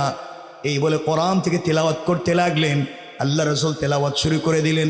উম্মে জামিল রসুলের পাকের সিনা মুবারকের সামনে দাঁড়িয়ে গেল। সিনা মুবারকের সামনে দাঁড়ায়া আবু বকরকে ডাক দিয়া বলছে, আবু বকর তুমি বলো তো, এখানে একা একা বসে বসে কি করো? তোমার বন্ধু মুহাম্মদ ইবনে আব্দুল্লাহ কোথায়? পুরা মক্কা খুঁজতেছি, তারে পাই না, সে কোথায় গেল? তুমি এখানে বসা কেন? সিদ্দিক আকবর বলেন, বলে কি? আমি দেখি আমার রানের উপরে রসুল শুয়ে আছেন, দুইটা চোখ দিয়ে দেখি, কান দিয়া তেলাওয়াত শুনি। উম্মে জামিল রসুলের সিনার সামনে দাঁড়াইয়া দেখে না, নিশ্চয় আল্লাহ পাকের সব থেকে বড়, রসুলে পাকের জন্য বড় মুআজিজা। আল্লাহু আকবার। চিন্তায় পড়ে গেলেন, ব্যাপার কি? তিনি বললেন, শোনো, তোমার বাতিজা, তোমার বিয়াই, তুমি খুঁজে দেখো কোথায় আছে, আমি কি জানি?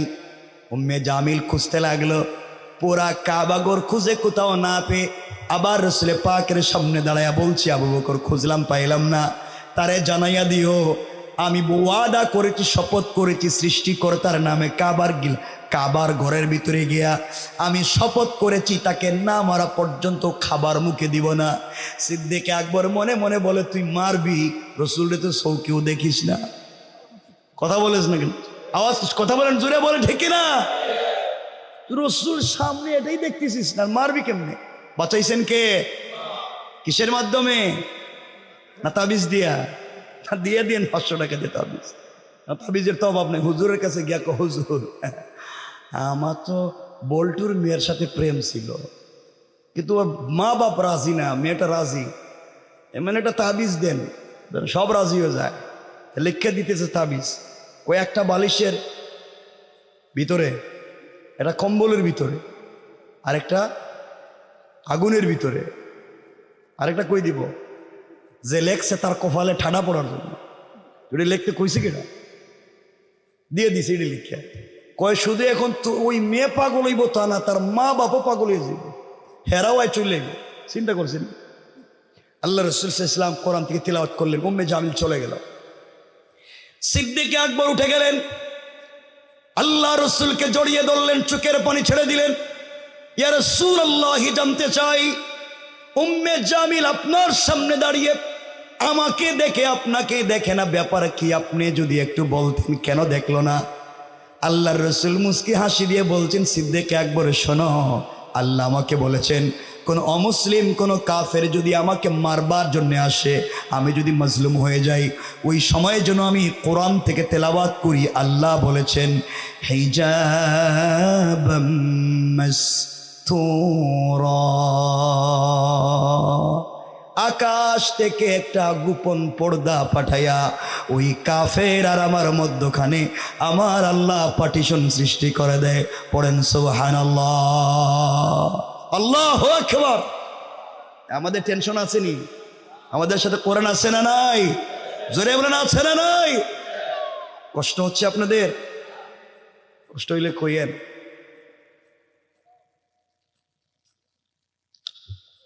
বলবো আরো কিছু কথা সামনে, মনোযোগ দিয়ে শুনেন।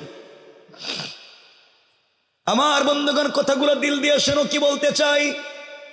তাহলে এতক্ষণে বুঝাতে পারলাম, কোরআন সঙ্গে থাকলে আমাদের কোনো বিপদ নাই। এবার আপনাদেরকে সরাসরি দেখাবো যে আল্লাহ রসুলকে পুরা পৃথিবীর মানুষ কাফেরেরা ঘিরে ফেলেছে, বাঁচবার কোনো পথ নাই, চতুর্দিক থেকে তীর আর নেজা। আল্লাহ রসুল তিলাওয়াত করলেন, আল্লাহ তাআলা তাকে বাঁচাইয়া দিয়েছে। সে 1 মিনিটে পৌঁছাবো। আল্লাহ রসুল যেদিন হিজরত করে মক্কা থেকে মদিনায় যাবেন, আমরা ঘটনা বলবো না, আল্লাহ রসুল গভীর রজনীতে শুয়ে আছেন। জিবরিল আমিন হাজির হয়ে সালাম দিয়ে বলছেন, ইয়া রাসূলুল্লাহ, ইয়া হাবিব আল্লাহ, পয়গম্বরে আরবি, আপনি উঠে যান, আপনি রেডি হয়ে যান, আপনাকে ইয়াসরিবের দিকে, খেজুর বাগানের দিকে, মদিনার দিকে হিজরত করবার নির্দেশ দিয়েছেন স্বয়ং আল্লাহ তাআলা। আমার রাসূল উঠে গেলেন, 2 রাকাত সালাত পড়লেন। কতটা আবার মনে রাখবেন? রাসূল কি করছেন? কারণ আলোচনার শেষে এই কথাটা নিয়ে আসব। আর আমার রাসূলকে জিবরিল আমিন জানিয়ে দিয়েছেন, ইয়া রাসূলুল্লাহি, আল্লাহ আপনাকে একটা তাসবিহ পড়তে বলছেন। জিবরাইল কি তাসবিহ পড়ব? আল্লাহ বলছেন জবানে শুধু আপনি পড়েন আস্তাগফিরুল্লাহ আস্তাগফিরুল্লাহ আস্তাগফিরুল্লাহ। ওই একটা শব্দ পড়বেন, কোরআন থেকে তিলাওয়াত করবেন, আপনার কাজ। আল্লাহ রাসূল উঠে গেলেন। কথাটা মনোযোগ দিয়ে শুনেন, হয়তো আপনার আমার জিন্দেগির কাজে লেগে যাবে। আল্লাহ রাসূল 2 রাকাত সালাত পড়ে ঘর থেকে বের হয়ে যাবেন, হঠাৎ করে তার কানের মধ্যে একটা আওয়াজ বাড়ি খাইলো। আওয়াজ হলো ঘরের চতুর্দিকে কাফেররা বেষ্টন করে রেখে দিয়েছে তাকে মেরে ফেলবার জন্যে। আল্লাহকে ডাক দিয়া বলছেন, আল্লাহ তাআলা, আমি খালি হাতে ঘর থেকে বের হব, আমার ঘরের চতুর্দিকে কাফেররা তীর নিয়া নেজা নিয়া বল্লম নিয়ে দাঁড়িয়ে আছে, দরজা খুললে মেরে ফেলবে। আপনি কি আমাকে মারাইয়া ফেলবার জন্য ঘর থেকে বের হতে বলছেন? আল্লাহ বলছেন, বন্ধু আমার, তোমার কাজ হলো হাসবি আল্লাহ, আল্লাহ আমার জন্য যথেষ্ট। আমার উপরে ভরসা করে কোরআন থেকে তিলাওয়াত করে আস্তাগফিরুল্লাহ শব্দের জিকির করে ঘর থেকে বের হয়ে যাওয়া। আর সকল কাফেরদের থেকে হেফাজতের জিম্মাদার স্বয়ং আমি আল্লাহ। আল্লাহু আকবার। আল্লাহ রাসূল ঘরের দরজার কাছে গেলেন, দরজা খুলে ফেলবেন। আবার ডাক দিয়া বলছেন, আল্লাহ তাআলা, নিশ্চয় আপনি আমাকে বাঁচাবেন, এতে সন্দেহ নাই। ওয়ালাকিন লিয়াতমাইন্না কলবি, কিন্তু অন্তরে যে প্রশান্তি পাই না। আল্লাহ, আত্মরক্ষা করবার জন্য যদি কোনো জিনিসের ব্যবস্থা করে দিতেন, তাহলে আমার উম্মতেরা ওখান থেকে শিক্ষা নিত, কখনো জালেমের সামনে খালি হাতে যাওয়ার প্রয়োজন নাই, কিছু না কিছু হলেও আত্মরক্ষা করার জন্য নিয়ে যাওয়া দরকার। আল্লাহ বলেন, বন্ধুরে, তাই যদি চিন্তা করো, পুরা দুনিয়ার কাফের তোমার দরজার সামনে দাঁড়াই আছে, আর তুমি আত্মরক্ষা করবার জন্য কি নিবা? হাতের মধ্যে কিছু খঙ্কর নেও, হাতের মধ্যে কিছু বালি নেও, অথবা হাতের মধ্যে কিছু পাথর নেও। কোরআন থেকে তিলাওয়াত করে সূরা আল বাকারার শেষ 2টা আয়াত তিলাওয়াত করেন, ওখানে কিছু একটা ফু দেন, আর আস্তাগফিরুল্লাহ পড়েন। ওগুলা পড়ে পড়ে দরজা খুলে বের হয়ে যান, সামনের দিকে কঙ্করগুলা নিক্ষেপ করবেন, আর চতুর্দিকের কাফেরদের চুকে চুকে পৌঁছে দেওয়ার জিম্মাদার আমি আল্লাহ। আল্লাহ রাসূল বলছেন, আল্লাহ কি বললেন? আমি দরজা খুলে যদি কঙ্করগুলা সামনে মারি, ডাইনে বামে পিছনে কাফেররা তো চতুর্দিকে, আমি সামনে মারতে পারবো, একসাথে তো চতুর্দিকে দিতে পারবো না, অন্যদিকের কাফেররা তো আমাকে মেরে ফেলবে। আল্লাহ বলছেন, বন্ধুরে, তোমার কাজ হলো শুধুমাত্র সামনের দিকে নিক্ষেপ করা, আর চতুর্দিকের কাফেরদের চুকে চুকে পৌঁছে দেওয়ার জিম্মাদার স্বয়ং আমি আল্লাহ। আল্লাহু আকবার, জুড়ে বলেন। দেখতেছেন আল্লাহ কেমনে বাঁচায়। আল্লাহ রাসূল দরজা খুললেন, কঙ্কর গুলা সামনের দিকে শুধু মারলেন, এভাবে ছিটা দিলেন। তাকাইয়া দেখেন ডাইনে বামে পিছনে চতুর্দিকের কাফেররা চোখ রগড়াতে লাগলো, চোখ মুছতে লাগলো, সবার চোখে মুখে পড়ে গিয়েছে। আল্লাহ রাসূল মদিনায় পৌঁছে গেলেন। লম্বা ঘটনার দিকে নিব না। মদিনায় পৌঁছে গেলেন, কেউ আল্লাহ রাসূলের পশম পরিমাণ ক্ষতি করতে পারল না। একদিন আল্লাহ তাআলার কাছে সুযোগ বুঝে জিজ্ঞেস করলেন, বন্ধুরে, আল্লাহ জিজ্ঞেস করছেন, বন্ধু তুমি বলো না, ওই দিন তুমি কেমনে আসলা? তোমার হাত তো খালি ছিল, চতুর্দিকের কাফেররা তোমাকে বেষ্টন করে দিল, শুধু সামনের দিকে নিক্ষেপ করলা, কেউ তোমাকে ধরতে পারলো না, কেমনে আসলে একটু বলো না। আল্লাহ রাসূল বলছেন, আল্লাহ তাআলা আমি কি জানি? আপনি আমাকে বলছেন আস্তাগফিরুল্লাহ পড়তে, আপনি আমাকে বলছেন কোরআন থেকে তিলাওয়াত করতে, বালের মধ্যে ফুঁক দিয়ে সামনের দিকে নিক্ষেপ করলাম, চতুর্দিকের কাফেরদের চুকে চুকে কেমনে গেল আমি জানি না। আমার আল্লাহ জবাব দিলেন, বন্ধু শোনো কেমনে গেল। আমার রমাইতা ইযা রমাইতা ওয়ালাকিন্নাল্লাহ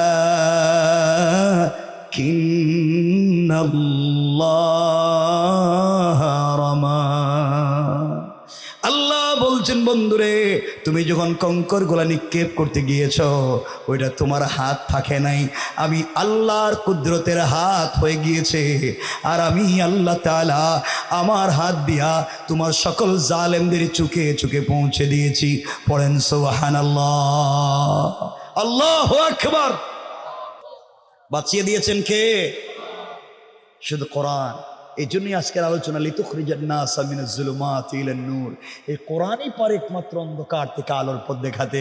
আর আমরা সে কোরআনকে ভুলে যাই, কোরআনকে মনে রাখতে পারি না। কোরআন থেকে আমরা অনেক দূর পর্যন্ত পৌঁছে গিয়েছি। আমরা পারবো তো এই কোরআনকে সঙ্গে রাখতে? বলেন না ইনশাআল্লাহ? আরো জোরে বলেন না ইনশাআল্লাহ? খুব লম্বা চূড়া কথা নয়, খুব মনোযোগ দিয়ে শোনেন। আমরা ভাই কতক্ষণ ঠিক আছে, জাযাকাল্লাহু খায়র। কষ্ট হচ্ছে আপনাদের? কষ্ট হচ্ছে? খুব মনোযোগ দিয়ে শোনেন। তাহলে এতক্ষণের আলোচনায় কি বুঝতে পারলাম? কোরআন আমাদেরকে বাঁচাতে পারবে কি পারবে না? আরো জোরে বলেন, আরো জোরে বলেন। এতক্ষণ বললাম কোরআনের আয়াতের কথা, এতক্ষণ বললাম হাদিসের কথা। এখন বাস্তব লাইফে আমাদের এই সাবকন্টিনেন্টে একটা ঘটনা ঘটেছে। আফগানিস্তানের খুস্ত প্রদেশের একটা যুদ্ধের কথা, সোভিয়েত ইউনিয়নের। আপনাদেরকে সেই ছোট্ট কথা 1-2 মিনিটে বলে দিই। আমার দিয়ে শোনেন। একটা ছোট্ট ছেলের নাম হাফেজ গুল মোহাম্মদ। হাফেজ গুল মোহাম্মদ কোরআনের হাফেজ। ওই ছেলেটা, কেউ বলেছেন কিতাবে লিখেছেন, কেউ বলেছেন ছেলেটার বাড়ি পাকিস্তানে ছিল। যখন সে জানতে পারল আফগানিস্তানে বিভিন্ন জায়গায়, খুস্ত প্রদেশ এবং বিভিন্ন জায়গায় কাফের বেঈমানেরা মা বোনদের ইজ্জত নষ্ট করে দিচ্ছে, কোরআনকে জ্বালিয়ে ডাস্টবিনে ফেলে দিচ্ছে, আল্লাহর রাসূলকে গালি দিচ্ছে, আর সহ্য করতে পারে নাই। চিন্তা করেছে, কিয়ামতের দিনে আল্লাহ যদি আমাকে জিজ্ঞাসা করেন, কিরে হাফেজ গোল, আমি আল্লাহ তোকে 30 পারা কোরআনের হাফেজ বানালাম, তোমার চোখের সামনে কি হলো? আমার কোরআনকে জ্বালিয়ে দিল। জবাব দিতে পারলে না। দেখেন না আল্লাহ কি বলছেন কোরআনে, তোমার আমার সঙ্গে কেমনে কথা বলছেন। আল্লাহ বলেন, ওয়ামা লাকুম লা তুকাতিলুনা ফি সাবিলিল্লাহ।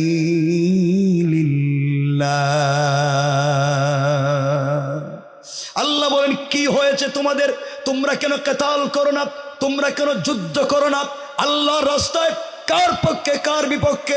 আল্লাহ বলেন, ওয়াল মুস্তাদাফিনা মিনার রিজালি ওয়ান নিসাই ওয়াল উইলদান।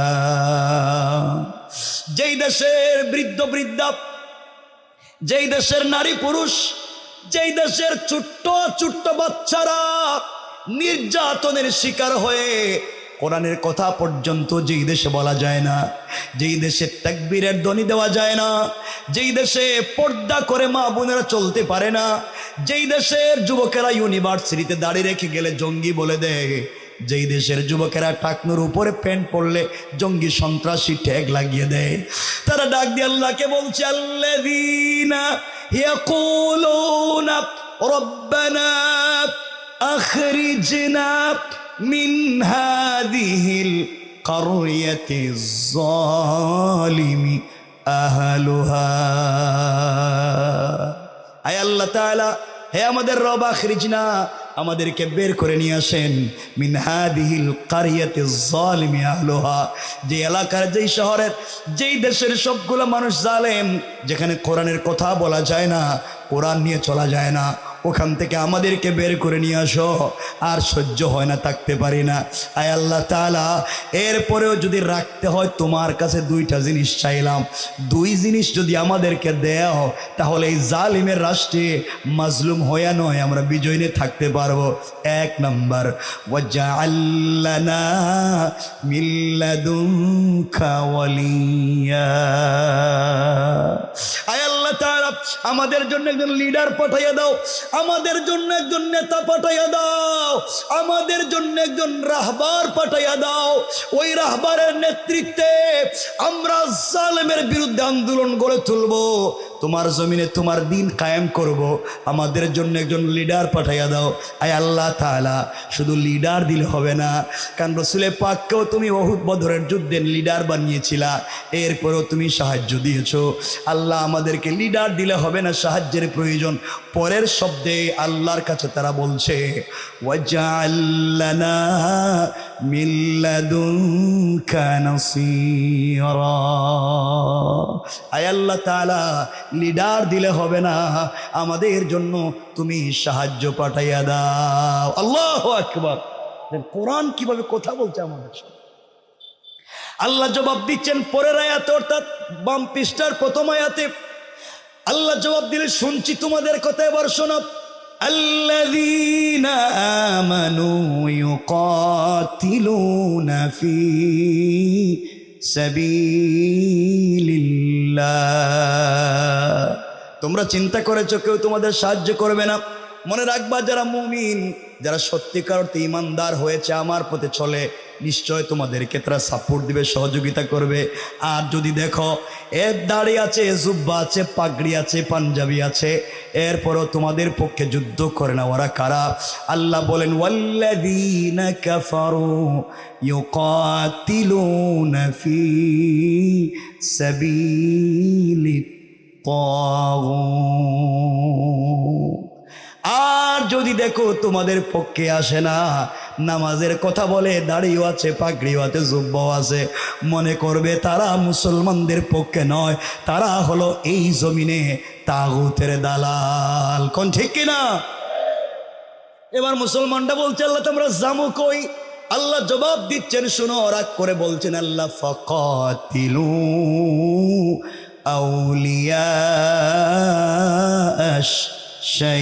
শাইতান। ও মাজলুমেরা, তোমরা যুদ্ধ করো, প্রতিরোধ গড়ে তুলো আউলিয়া শয়তান, শয়তানের লিডারদের বিরুদ্ধে। আল্লাহ এখানে বলেন নাই ফাকাতিলু শয়তান, তোমরা যুদ্ধ করো হিন্দু, বৌদ্ধ, ইহুদি, খ্রিস্টান তাদের বিরুদ্ধে বলেন নাই, নাস্তিকের বিরুদ্ধে যুদ্ধ করে এটা বলেন নাই। আল্লাহ বলছেন তোমরা প্রতিরোধ করো আউলিয়া শয়তান, তাদের লিডারের বিরুদ্ধে। আল্লাহর কাছে মুসলমানটা বলছে আল্লাহ আমরা তো ছোট মানুষ, এদের বিরুদ্ধেই পারি না, লিডারের বিরুদ্ধে কেমনে পারবো? আল্লাহ আশ্বস্ত করে পরের শব্দে বলছেন, শুনে রাখো, চিন্তা করো না, লিডারেরা যত ষড়যন্ত্র করুক, আল্লাহ বলছেন পরের শব্দে ইন্না কাইদাশ শাইতানি কানা দাঈফা।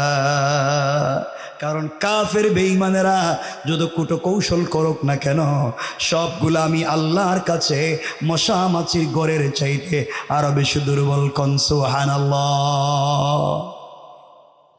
আমার বন্ধুগণ, যে কথা বলতে চাইলাম, লম্বা করতে চাই না, হাফিজ গুল মোহাম্মদ ডাক দিয়া বলতেছে, আল্লাহর কাছে চিৎকার করে বলছে, আল্লাহ তাআলা কি করব, আমি তো ছোট্ট একটা হাফেজ, আমি যেতে চাই। এই বলে সে অবৈধভাবে দেশের ভিতরে ঢুকে গেল। দেশের ভিতরে ঢুকে যাওয়ার পরে সে ডান বাম চিনে না, রাস্তাঘাট চিনে না, কাফেরদের হাতে ধরা পড়ে গিয়েছে। ধরা পড়ে যাওয়ার পরে বুঝতে পেরেছে, গভীর রজনীতে হাত উঠাইয়া সারেন্ডার হয়ে গিয়েছে। তারা বলতে সারেন্ডার হও, কে তুমি? হাফিজ গুল সারেন্ডার হয়ে গিয়েছে, ধরা পড়ে গেল। তারা ক্যাম্পের ভিতরে নিয়ে গেল, ডাক দিয়ে বলছে, কে তুমি, পরিচয় কি? আমি একজন মুসলমান, আমার বক্ষে রয়েছে আমার আল্লাহর 30 পারা কোরআন, আমি এই দেশে এসেছি সকল জালেমের বিরুদ্ধে যুদ্ধ করে মা বোনদের ইজ্জত আর কোরআনকে হেফাজতের জন্য। কোন সুবহানাল্লাহ। তারা ডাক দিয়ে বলছে, তোমার নাম কি? আমার নাম গোল মোহাম্মদ। তুমি কি বুঝতে পেরেছো আমাদের হাতে বন্দী, কিছুক্ষণ পরে তোমাকে মেরে ফেলবো, আর তুমি নাকি বলছো তুমি বেঁচে যাবে, তুমি নাকি যুদ্ধ করবে, আফসোস। সবাই বসা, এমন সময় তাদের বড় বড় লিডারেরা, ক্যাপ্টেন জেনারেল বসা, ডাক দিয়া বলছে, গুল রে, তোর কাছে জানতে চাই, আমাদের অত্যাধুনিক মারণাস্ত্র আছে, এতদিন থেকে যুদ্ধ করি, তোদের বিরুদ্ধে জয়লাভ করতে পারি না, তোদের তো অস্ত্র নাই, ট্রেনিং নাই, তোমরা কেমনে মোকাবেলা করে, আমরা তো তোমাদের সঙ্গে পারি না। হাফেজ গোল মোহাম্মদ বুঝতে পেরেছে আর বাঁচব না, মরে যাব। ডাক দিয়া বলছে, যেই অস্ত্রের কারণে তোমরা আমাদের সঙ্গে মোকাবেলা করে পারো না, সেই অত্যাধুনিক অস্ত্রটা আমার সাথে আছে। তারা সব অস্ত্র নিয়ে রেডি, যদি এটা বোম ফুটে তাহলে তো বাস্তব। চিন্তা করেন, এদের ভিতরে ইমান না থাকলে, খালিদ ইবনে ওলীদ যে বলতেন যাদের ভিতরে ইমান নেই এদেরকে মৃত মনে করি, দেখেন এর একটা লাকড়ির টুকরা মেসওয়াকরে কত ভয় পায়, কারণ যারে ভয় পায় তার ভিতরে আছে আল্লাহর ভয়। ঠিক কিনা বলেন? গোলকে সবাই বাঁধছে হাত পা, মিসওয়াকটারে দূরে ফালায় রাখছে। ওদের একবার উপর থেকে কমান্ডিং আসছে, এই যুবকটাকে মাইরে ফেলাইও না, এর কাছ থেকে তথ্য নেও কেমনে কেমনে তারা অস্ত্র বানায়। সবাই বলছে শোনো গোল, তোমাকে আমরা ছেড়ে দিব, তুমি শুধু যদি তোমার যে অস্ত্র আছে বললা তোমার কাছে, এইটা দিয়ে যদি এই যে আমাদের 350টা ট্যাঙ্ক রাখা, একটা ট্যাঙ্ক ধ্বংস করতে পারো তাহলে তোমার ছেড়ে দিন। ঠিক আছে, আমার একটু পানি দেন। ও পানি দিয়ে কি করবে? কই তুই বোমা বানাবো। পানি দিয়ে আবার কি বোমা বানাইব? পানি দেন আর ওই লাকড়ির টুকরাটা দেন, দেখেন আপনারা কেমনে বানাই। এরা তো আশ্চর্য, লাকড়ির টুকরা দিয়ে আর পানি দিয়ে কি এর বোমা বানায়। ওরা সবাই দূরে দাঁড়িয়ে আছে, ওর হাতে পানি দিয়েছে। হাফেজ গোল মোহাম্মদ পানি নিয়ে মেসওয়াক করেছে, সুন্নত মোতাবেক মেসওয়াক করেছে, ওযু করেছে। এরা দেখলো, বললো বোমা বানাবে, কোন দিকে হাত পাও দোয়, ব্যাপার কি? হাত পাও দৌত করে মেসওয়াক মুখের মধ্যে মেসওয়াক করে 2 রাকাত সালাতে দাঁড়িয়ে গিয়েছে। কারণ আল্লাহ রাব্বুল ইজ্জতুল জালাল বলেছেন ওয়াস্তাইনু বিস-সাবরি ওয়াস-সালাহ, ধৈর্য ধারণ করো, সাহায্য চাও সবরের মাধ্যমে, সালাতের মাধ্যমে। আর আমরা সালাতে গিয়া দোয়া করি না, নামাজের সালাম ফিরাইয়া দোয়া করি। আল্লাহ এটা আল্লাহকে ঘটনা কি? আল্লাহ বলছেন নামাজে দোয়া করো, ওয়াস্তাইনু বিস-সাবরি ওয়াস-সালাহ, তোমরা নামাজে এইসব চাও, হ্যাঁ নামাজের পরে চায়। যাক, এটা আরেক আলোচনা, ওদিকে যাই না। আমার বন্ধুগণ, হাফিজ গোল মোহাম্মদ সেজদায় পড়ে গিয়েছে, চিৎকার করে ডাক দিয়ে বলেছে আল্লাহ, আমি হাফিজ গোল মোহাম্মদ, আমি একজন মুসলমান, আমার বক্ষে রয়েছে তোমার 30 পারা আল কোরআন। আয় আল্লাহ, আমি তো এই দেশে এসেছি শুধু মুসলিম মা বোনদের ইজ্জত হেফাজতের জন্য, তোমার কোরআনকে বিজয় করবার জন্য। আয় আল্লাহ, আমি ধরা পড়ে গিয়েছি, ওরা আমাকে মেরে ফেলবে, বাঁচবার কোনো পথ নাই, পদ্ধতি নাই, যে কোনো সময় মেরে ফেলতে পারে। আয় আল্লাহ, আমাকে যদি মেরে ফেলে আমারে যায় আসে না, আমাকে হত্যা করে যদি কুকুরকে খাইতে দে টুকরা টুকরা করে যায় আসে না। কিন্তু আমি তাদেরকে বলেছি তাদের একটা ট্যাঙ্ক ধ্বংস করব। আয় আল্লাহ, আমার কাছে কিছুই নাই, এই জন্যে সালাতে দাঁড়িয়ে গেলাম, নামাজের ভিতরে তোমার কাছে চাইলাম, রব এই বিপদে তুমি সাহায্য করো তোমার গোলামকে। আয় আল্লাহ, আমি যদি এখানে না আসতাম হয়তো দুনিয়ার আনন্দ উল্লাস উদযাপন করতে পারতাম, একমাত্র তোমাকে ভালোবেসে এখানে এসেছি কোরআন হিফাজতের জন্য। আয় আল্লাহ, তুমি কি পারো না এমন একজন ইসলামী আন্দোলনের কর্মী, কোরআনের হাফেজকে হিফাজত করতে কি পারো না? কোরআনের হাজার হাজার মুআজিজা আছে আল্লাহ, একটা মুআজিজা দেখাইয়া দাও। হাজার হাজার কারামত আছে, একটা দৃশ্য দেখাইয়া দাও। আল্লাহ যে ভাবি হোক, তাদের একটা ট্যাঙ্ক ধ্বংস করাইয়া দাও। আমাকে হত্যা করলে আমার যায় আসে না, আমি যদি একটা ট্যাঙ্ক ধ্বংস করতে না পারি, ওরা বলবে কোরআনের পাওয়ার নাই, মুসলমানরা শুধু বড় বড় কথা বলে, ওদের বাস্তবে কিচ্ছু করার ক্ষমতা নাই। আয় আল্লাহ তাআলা, তুমি আমাকে একটু শক্তি দাও। এইভাবে নামাজ শেষ করে সালাম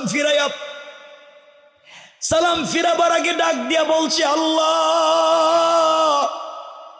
তুমি তো কলিজার টুকরা হাবিবকে হিজরতের সময় তুমিও তো কঙ্কর দিয়া তাকে বলছিলে তুমি কঙ্কর নিক্ষেপ করো, তিনি তো করছিলেন, তাকে বাঁচাইছিলেন। আল্লাহ, আমিও জমিন থেকে কিছু মাটি নিলাম, তিলাওয়াত করে ফু দিলাম। আয় আল্লাহ, তুমি ওগুলার মাধ্যমে আমাকে বাঁচাইয়া দাও। কসম রব্বে পাকের জাতির এই কথা বলে বিসমিল্লাহি আল্লাহু আকবার, লা ইলাহা ইল্লাল্লাহু মুহাম্মাদুর রাসূলুল্লাহ পড়ে বালির মধ্যে ফুঁক দিয়া বালিগুলো আল্লাহু আকবার বলে যখন নিক্ষেপ করেছে, নিক্ষেপ করতে দেরি হয়েছে। তাদের একটা নয়, দুইটা নয়, তিনটা নয়, 10টা নয়, 20টা নয়, একসাথে 350টা ট্যাঙ্কে আগুন ধরে যায়। আল্লাহু আকবার।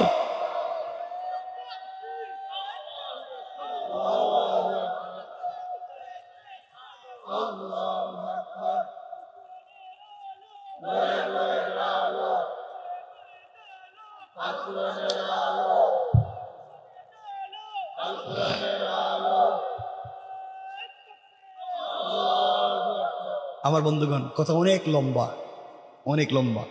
আমি সেখান থেকে হয়তো নিয়ে যেতে পারতাম আপনাদেরকে খলিফাতুল মুসলিমিন ওমর ফারুকের কাছে। ইসলাম সংসদে পৌঁছে গেলে কোরআন দিয়ে কেমনে সংসদকে পরিবর্তন করা যায়। আমার সময় শেষ, 9টা 20। আপনারা উঠবেন না। আমি যতক্ষণ কথা বলেছি আপনার পুরো আলোচনায় বুঝতে চাইছি আমাদেরকে হেফাজত করতে পারবেন কে? যদি সাথে কোরআন থাকে।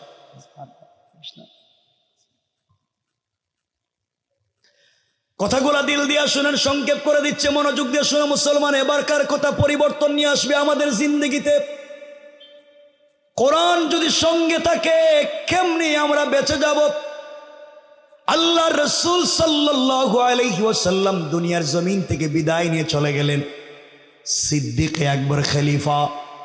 কথাগুলা শুনেন কি বলতে চাই। সিদ্দিক আকবর মদিনা নামক রাষ্ট্রের খলিফা নতুন কয়েকদিন হয়েছে। আমার বন্ধুগণ, এমন সময়ে একদিন ফজরের সালাত পড়ে সকল বসেছেন। এই রাষ্ট্রের খলিফা হলেন সিদ্দিক আকবর। এই রাষ্ট্রের চিফ জাস্টিস, প্রধান বিচারপতি হযরত ওমর। এই রাষ্ট্রের প্রধান উপদেষ্টা, পরামর্শদাতা হযরত আলী, হযরত ওসমান। সকলেই মসজিদের ভিতরে বসা। এমন সময় ওসমান দাঁড়িয়ে গিয়েছেন। ডাক, কথাগুলো দিল দিয়ে শোনো কি বুঝাতে চাই। ডাক দিয়া বলছেন, খলিফাতুল মুসলিমিন আবু বকর, আপনার কাছে জানতে চাই এই রাষ্ট্র আপনি কি দিয়ে চালান? সিদ্দিক আকবর বলছেন, কেন ওসমান? এই রাষ্ট্র তো কোরআন দিয়ে চালাই।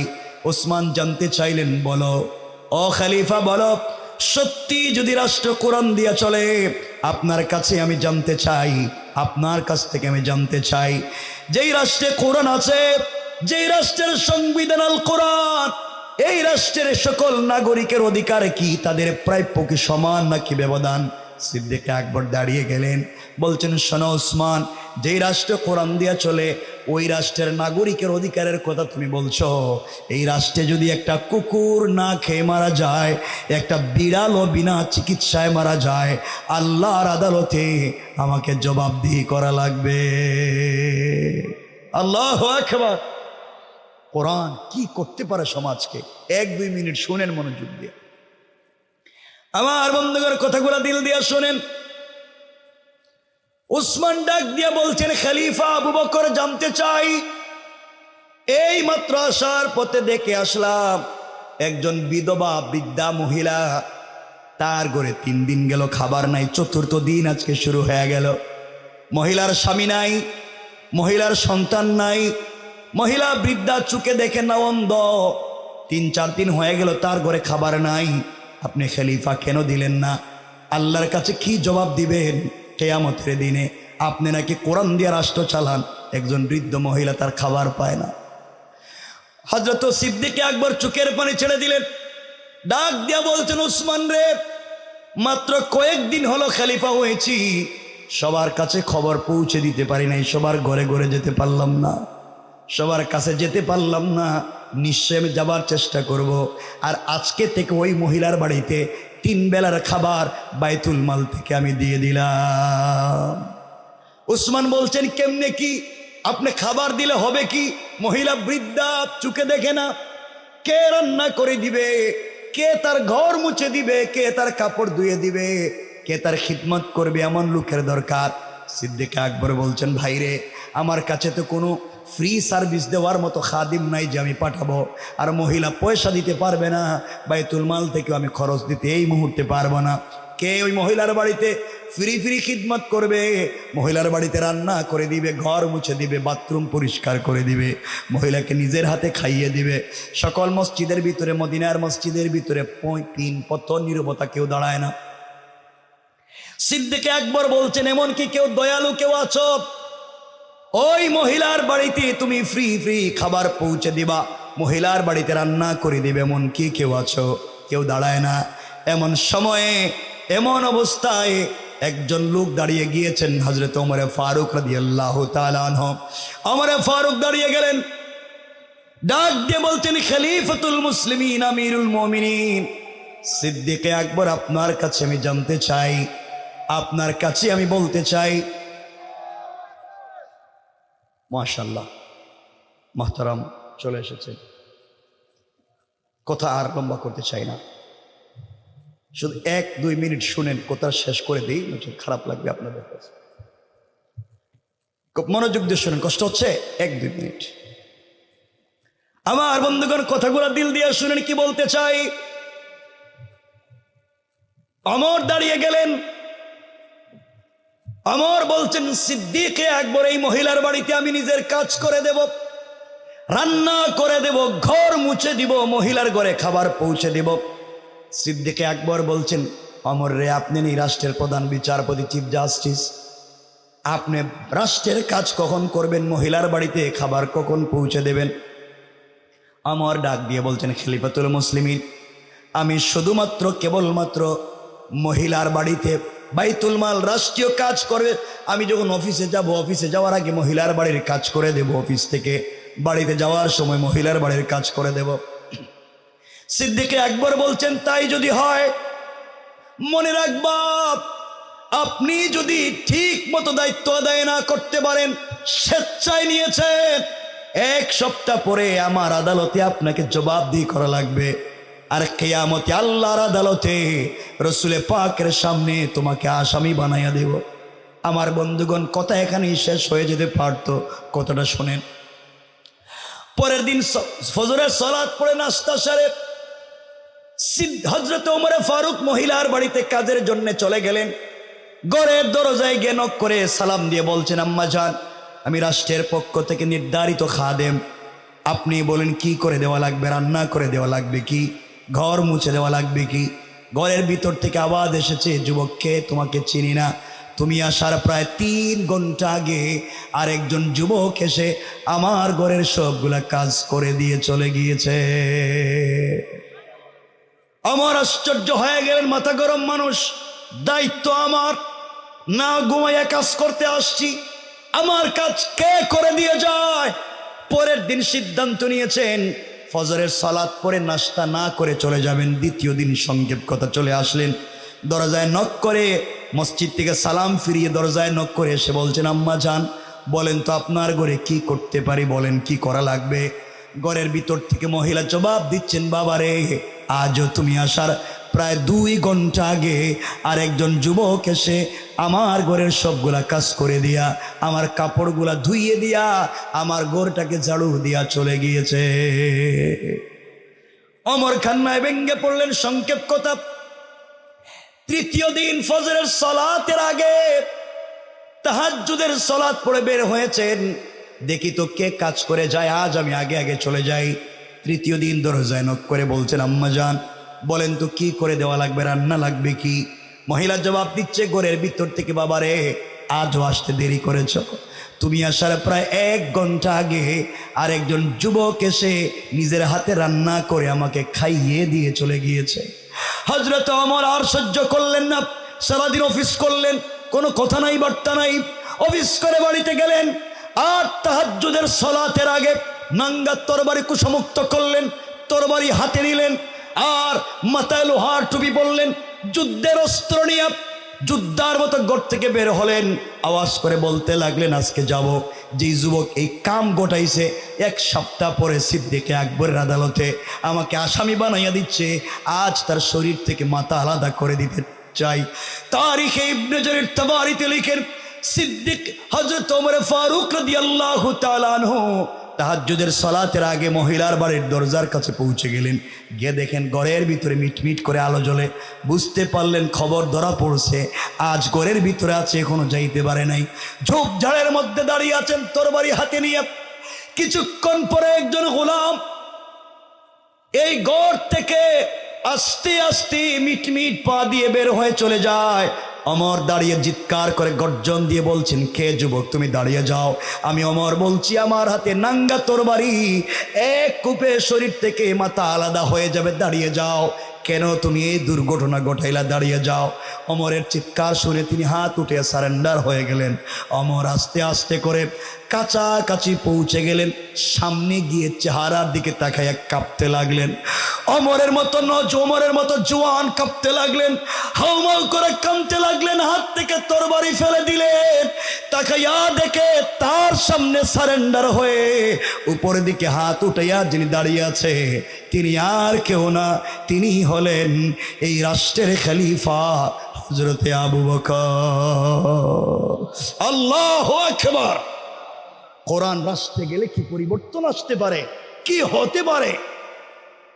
হযরত ওমর জড়াইয়া ধরলেন, চোখের পানি ছাড়লেন, ডাক দিয়ে বলেন, ভাই রে, তুমি এই রাষ্ট্রের খলিফা, দায়িত্ব আমাকে দিয়েছ, তুমি কেন আজকে সেই কাজ করে দিয়ে যাও, আমাকে বলো। সিদ্দিক আকবর চোখের পানি ছেড়ে দিলেন, ডাক দিয়া বলছেন, বাইরে তোমার আগে আল্লাহ আমাকে খলিফা বানাইছে, এর অর্থ তোমার আগে আমাকে আল্লাহর আদালতে হিসাব দেওয়া লাগবে। এই জবাবদিহিতার ভয় যখন আমার ভিতরে ঢুকে যায়, আমি রাত্রবেলা বিছানায় পিঠ লাগাইয়া ঘুমাতে পারি না। এই জন্য তোমাকে দায়িত্ব দেওয়ার পরেও আমি নিজের হাতে দায়িত্ব আদায় করতে চাই, যেন আল্লাহর আদালতে আমি আসামি না হতে পারি। ওমর তাকাইয়া দেখে পায়ে জুতা নাই। জিজ্ঞাসা করে, খলিফা আপনি মদিনার রাষ্ট্রের প্রেসিডেন্ট, পায়ে জুতা নাই কেন?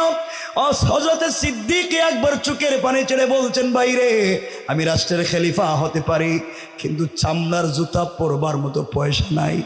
আর আমাদের দেশের চোর বদমাইশার ডাকাতেরা কোটি কোটি টাকা একবারে কর্মী লেভেল থেকেও বিদেশে পাচার করে দিয়েছে। ওমর বলছেন, কেন নাই, কেন পরেন না? সিদ্দিক আকবর বলছি, আমার তো চামড়ার জুতা নাই, খড়মের কাঠের একটা জুতা আছে। মদিনার পাথরের রাস্তায় যদি কাঠের জুতা পরে হাঁটি, খটখট আওয়াজ হবে, যেই মানুষের নামাজে আছে তাদের ডিস্টার্ব হবে, যারা ঘুমিয়ে আছে তাদের কষ্ট হবে। আমি এই রাষ্ট্রের খাদেম কাউকে কষ্ট দিতে চাই না, এই জন্যে পায়ে জুতা স্যান্ডেল দেই না। আল্লাহু আকবার। কোরআন মানুষকে কেমনে পরিবর্তন করতে পারে। সুতরাং আসুন সকলে মিলে এই কোরআনকে বুকে ধারণ করব, রাষ্ট্রের সকল জায়গায় পৌঁছে দেবার জন্য সকলে মিলে সম্মিলিতভাবে চেষ্টা করব। আল্লাহ তাআলা আমাদের সবাইকে কবুল করুক। সুবহান রাব্বিকা রাব্বিল ইজ্জাতি আম্মা ইয়াসিফুন ওয়া সালামুন আলাল মুরসালিন ওয়ালহামদুলিল্লাহি রাব্বিল আলামিন। বসেন।